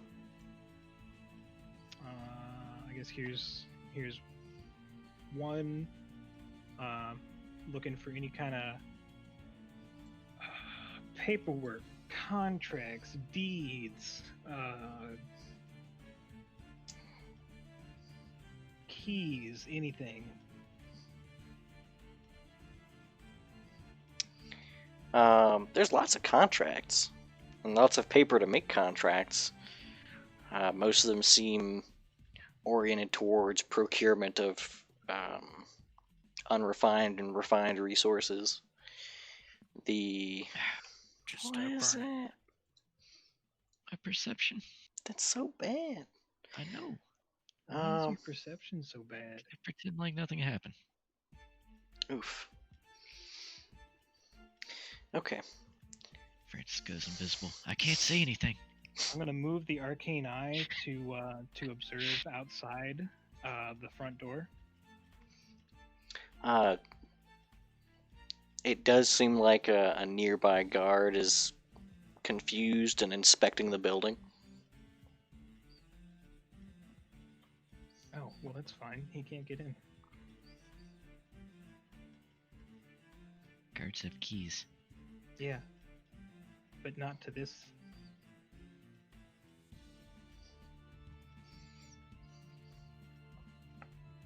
Is it a town guard, or is it a guard that's like associated with Shamin? Give me a knowledge local. Do they look branded?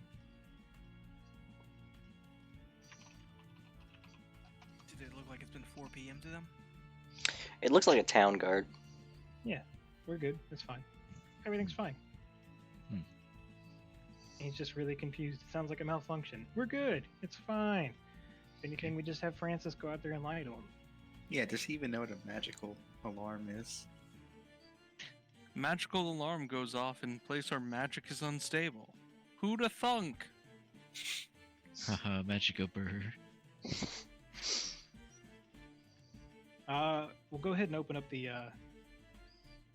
door to Shamin's office and see if we can kind of look around the rest of the building. Sure. Looking for anything in particular? Well, let's start with steel, like materials.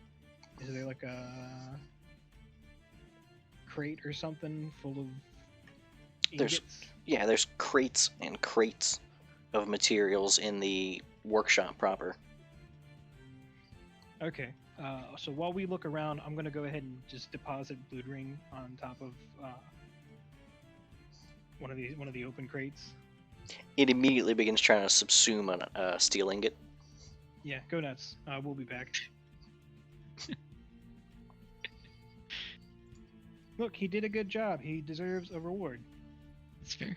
No, I'm right there he with you. didn't. sure he didn't open the lock, but he tried. Okay. He did try. Give him that. And are these? I'm assuming these crates are all marked, but are the ingots themselves marked? It does seem like they're all marked, but they're marked with where they're from. So there's different engravings that all seem to be in dwarven insignias of what you could imagine are supposed to be different gems of different cuts. Francis, do you think you could do something to scour? Not Francis, Aubrey. Do you think you could do something to scour these engravings? Like remove the. Yeah, like erase them or something. Hmm. Yes, can't- you forge with them. Well, that presumes that you guys use them in the time span, right? You whack them all once, and it's Yeah. gone. Basically. I can't immediately think of any way to obscure You the just- marking. Yeah, you I heat would it up and hit it with suggest a hammer. magic. But yeah, I guess that works. But not that I'm too competent in that field. That's fine. I mean, worst case scenario, I'll just put them all in the demiplane. I feel like we should hurry, Zeta. Oh, we got plenty of time.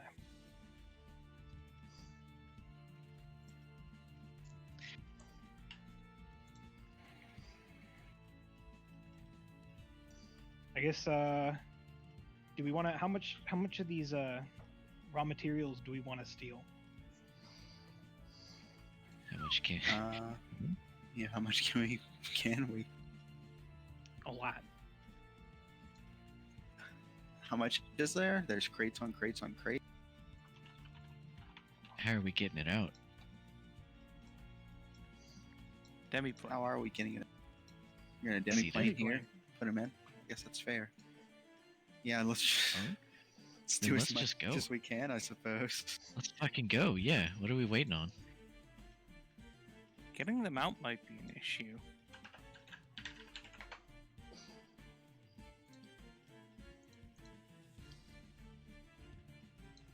Like, how much can you guys carry? I mean, if we're just opening the demiplane right here next to the crates, we can chain link into it. I could sit out here. You could sit by the portal. Francis could be in the portal. We just pass them back and forth. We could get a hefty amount. That's not how it works. Why do you guys keep thinking there's a portal involved with demiplane? Yeah, there's not a Is there portal. not? It's never been a portal. I thought It's So while it closer was to active, there was, like, a teleport door- or plane shift, not. Mhm. I mean, Portal. I guess I've described it as. I haven't even described No, it as it's a never port. been described as anything other than plane shift. that's how I've always. I mean, I appreciate you always picturing it like that. So how much can you teleport into the demiplane? There has to be a limit, right? I looked it up because I assumed that it would have some kind of limit it could give me, and it doesn't actually say.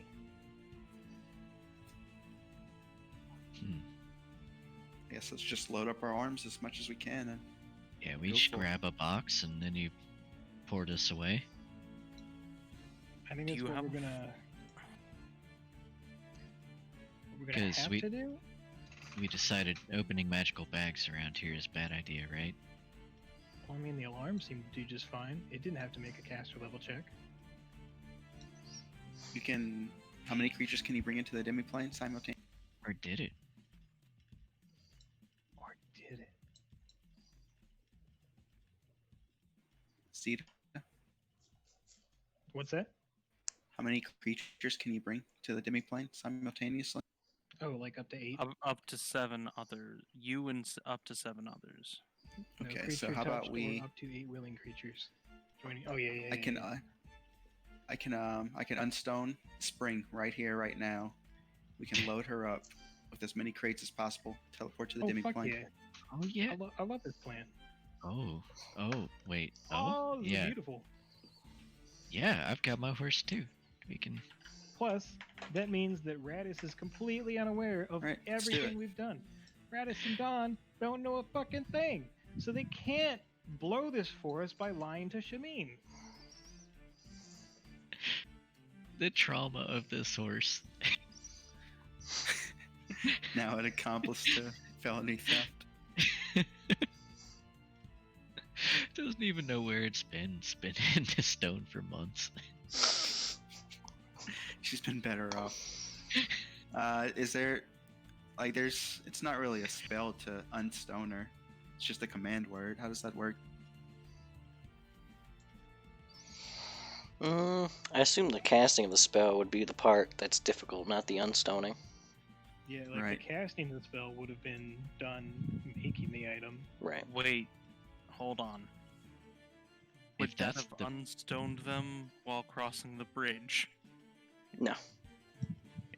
If anything, you can't unstone them in smoke side. Yeah, for all intents and purposes, it's just a statue. Mhm. So we load up her saddlebags with just Yeah, a I'd say fuck ton of iron. between all of you and the horses, you could probably take a full crate's worth. Hey, we can use that. we can use that. Between that and whatever we possibly get from the dwarves, I think we ought to be fine, right? Besides, they're not going to be missing one crate. I mean, they will, but they won't. Right, they will, but they won't. Right, let's get out of here.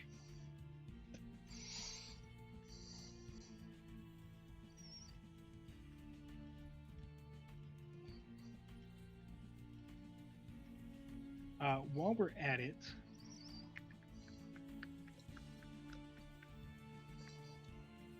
where'd it go? Third level spell. And,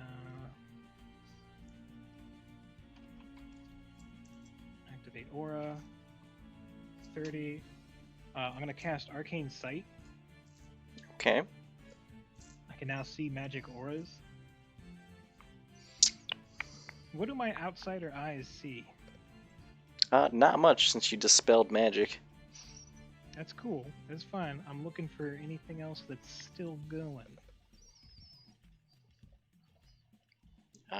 Everything in here seems fairly mundane. Most of the guns radiate magic mildly. Oh shit, can we take some of the guns? Guys, should we take some of the guns? Yeah, we should take a few. Let's take a few guns. A little something for Sable. Just a little something for Sable. Oh yeah, there's Sure. plenty of like rifles and handguns. Yeah. Just a bunch of those. Throw them on the horse. With the iron you guys are taking up to maximum capacity, between all of you could probably fit like maybe 12 rifles. Alright, prescience roll. It's shit. Prescience roll.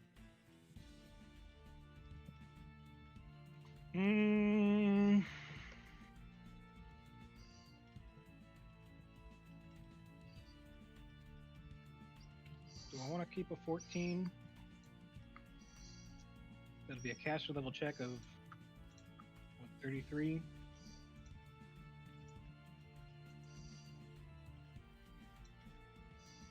Yeah, we'll activate the aura. Alright, so activate the aura, foretell, cast level check, 5th level spell, 35, and we'll plane shift to my personal demiplane. All right.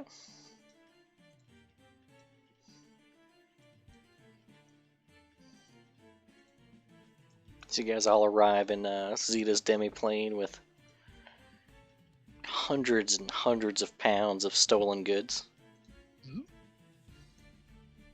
Dip, dip, dip, dip, dip, dip. Did we leave anybody in here? I don't think we did. No. Okay, then we're good. Everything Here's magic the works fish. again. Hey, and gonna finger gun some magic, some lightning. Oh, it feels good to do that again.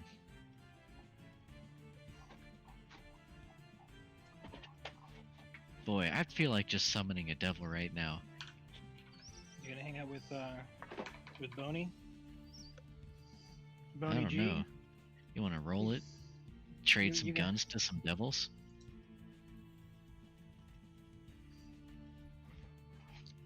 We could Think we could use devils some want guns? devilishly good good luck. And before we get too deep in, I also want to assume we grabbed ammo for the guns.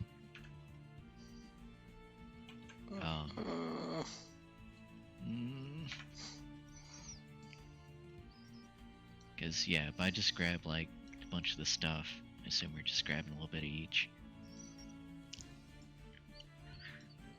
I mean, Well, if you're gonna 'cause it's- sabotage, it's better to take all of one thing than to take some of everything. well, they didn't take all of anything. Right. But Yeah, it we would can only be fit some more more. detrimental to take an extra gun than to take a little bit of ammo. And gunpowder. Right. No, you could just ignite the gunpowder.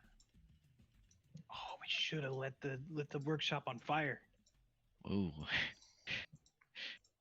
That's brilliant. I would have rathered the gunpowder. Than I the could fire. just. Oh yeah. I mean, I can just make ammo. Alright, so now what are I you think guys That's your privilege talking. doing now that you're in the demiplane? Oh, Right, we what can do- go ahead and drop off the iron here. In fact, actually, Let's unload everything here. let's just unload everything here. You want If to leave the horses here? Think are they going to be okay? Are we We can leave putting them them with a little back bit in of food. stone? I mean, he can easily put it back into stone. Everything works right now. Okay. But yeah, let's just leave this here. In fact, guys, if everything goes well with the dwarves, let's just not bring it up. And if things go sour with the dwarves, then we go, oh hey, we just happen to have an extra crate of steel. Because the less that Don knows about this, the less he can fuck it up. Exactly. I'm in agreement. Yep. Alright. So you guys, Alright, what are you doing? we're gonna go ahead and how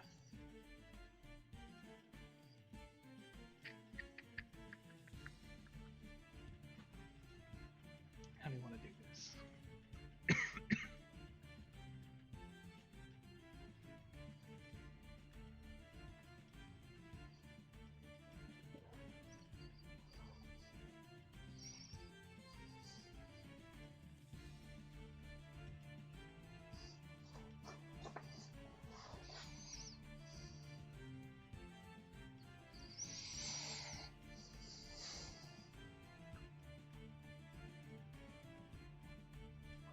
Yeah, we'll go ahead and we'll plane shift back, but we're aiming for Geb.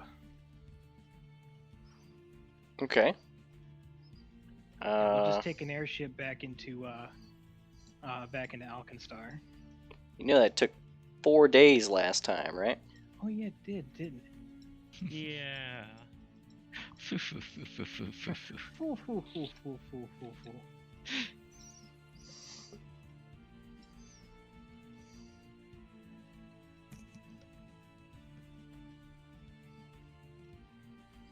Seems like your options have become: do you plane shift into Alkenstar? No, we plane shift to Geb. Okay. Let me see.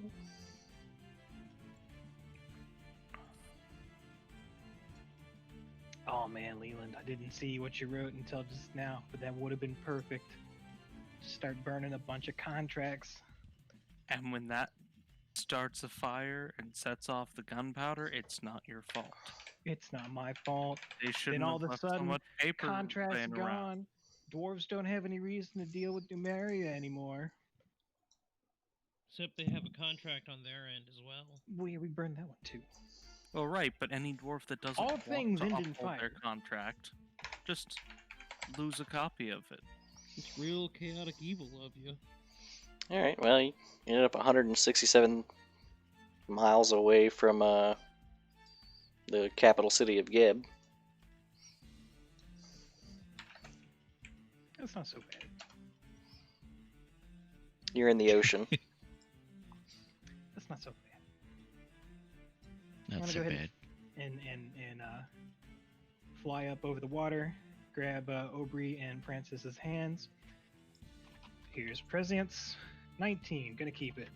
Add foretell for 2, so that's going to be greater teleport. Caster level check of 40. To Okay. greater teleport back into the workshop that Radis is borrowing. All right. So everybody else sees the trio show up, a little soaked and Waterlogged. smelling of brine. I think we're all asleep. Oh, that's probably fair. Probably so. All right. Which means y'all don't need to ask any questions. In that case, we'll move on to the next day. It's Oath Day. You guys wake up bright and early. Leland's Leland's already out there. ready to go, huh? So who all's going with Leland to his trial? Sable's going. Radis and Dawn. I kind of want to see this trial. Okay. What It sounds about like you, Aubrey and Zeta? Oh yeah, absolutely. But Zeta is going to produce an old tattered spell book that probably hasn't been produced in a while.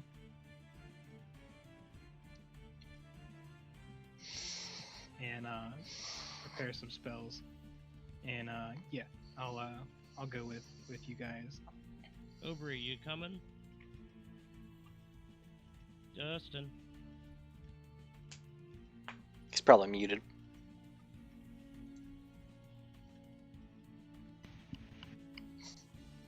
He's coming. Okay.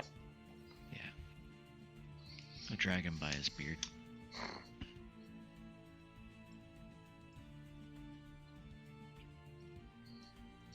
Alright, so you guys all head that way. Much the same as what Donovan and Leland have already experienced. You guys approach the massive tower, completely encircled by what seem to be rotating platforms of cannons. Check. There you go. Cool. Not a session unless Dustin have his mic trouble. Yeah, it waited a while this time. This early in the morning, there is a line of carts that are ready to start receiving from the main halls, though it seems like they haven't officially opened yet. Radis would likely lead you guys up to the 4th floor, where a dwarf with a beard that arcs out far too far to be practical meets you, greets you. Then he then leads you up to the 5th floor. On the way up, he says, I hope you all had a wonderful night's sleep, prepared for the trials.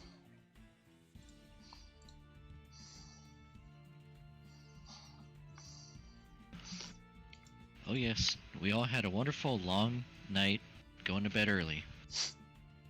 Each of us. Goddamn. I'll lean in towards him. Each of us. What did you... I shouldn't ask. That sounded suspicious. Go get him, Leland. Don't worry about it. I believe in you, and I'll slap him on the back of the armor. He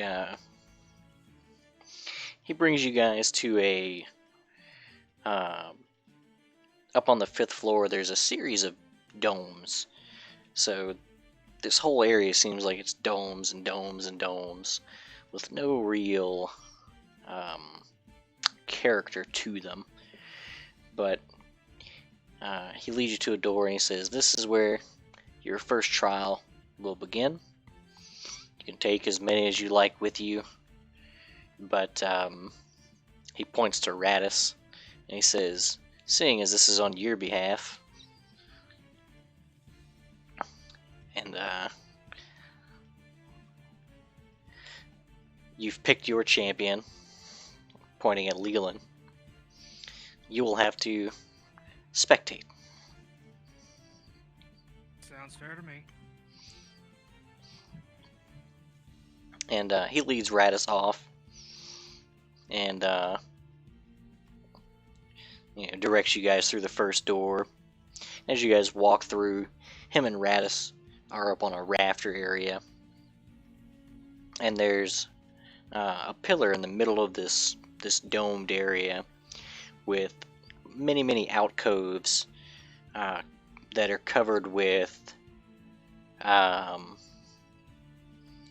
vases and crystals and all manner of finery. And he says,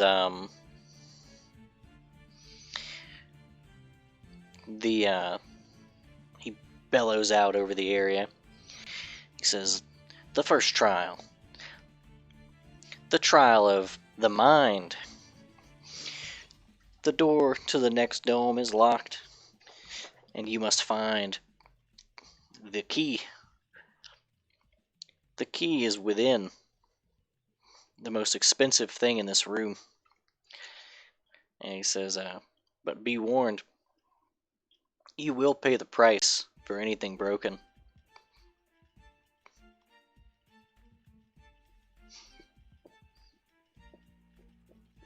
How big is the door? It's not terribly large. It looks like it's made for, doors. But the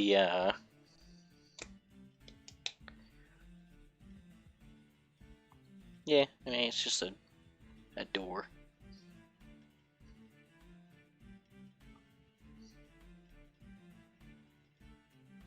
It's like a wooden door with banded metal. Okay. I'm just gonna break down the door.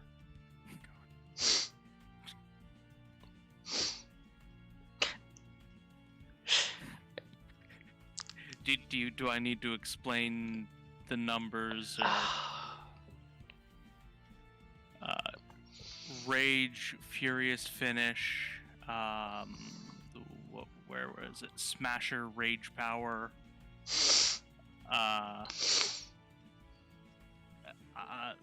Even without the enchantment bonus, I'm doing somewhere around About 150. No, I think not quite that, but it's certainly enough to just destroy Just the door. splinters the door. Yeah, You I'm guys going- see as I'll pay Leland, the price for Right. the door.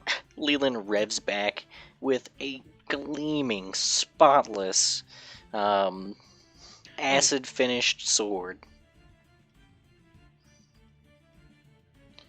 And it just splinters outward. And then I'll walk over to the, I guess, the judge and ask how much the door cost.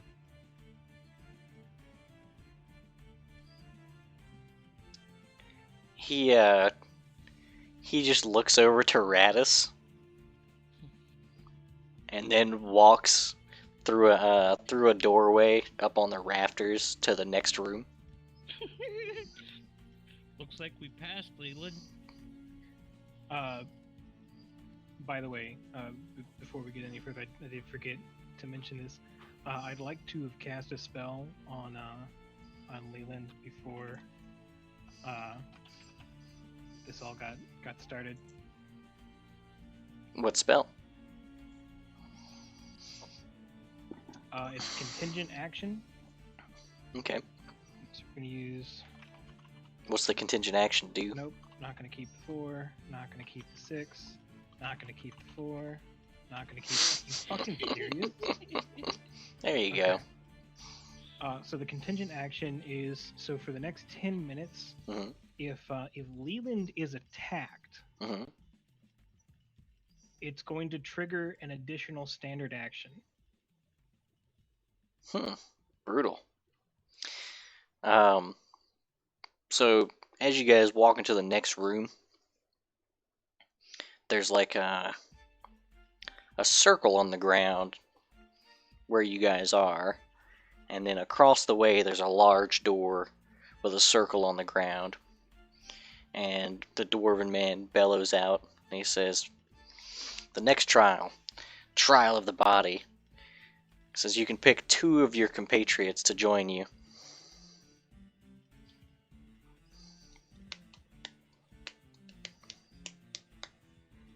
Okay, Don Aubrey, I guess. And he kind of directs you to the other circle near the big door.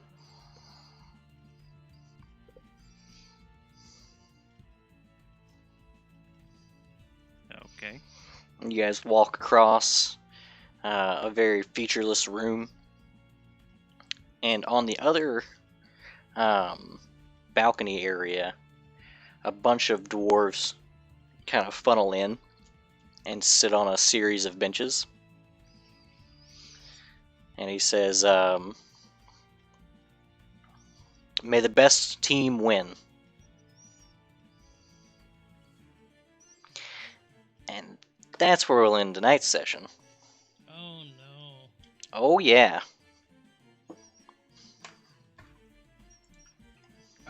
Hey, Nathaniel. Yes. With contingent action, technically you need to specify what your standard action is going to be. Oh, come on. Do we need to guess? I mean, we don't need to guess. Yeah. We know what it's going to be. But I'm just saying. Assuming I'm being attacked by something, Yeah. it's getting slapped. So the teams are going to be Leland, Donovan, and Aubrey versus Killswitch, Sable, and Zeta. Next time. I should have known it would do that. Who can I grapple easiest? Not KCM coming Leland. after you. You say that, but time to get glitter dusted, I guess. Right, Aubrey Yeah. lunges at Killswitch, and Killswitch defends himself with the spear. Why do I have to be on a team with Zeta and Killswitch? I want to shoot them both. Well, Leland picked the teams, so Yeah, I mean, no one said you had to play by the teams. Technically, that's true. Yeah, you could just blast us both in the back of the head. Alright, guys. I'll catch y'all later. But anyway, I started Good betraying. night. take it easy. Kill off old Strimo.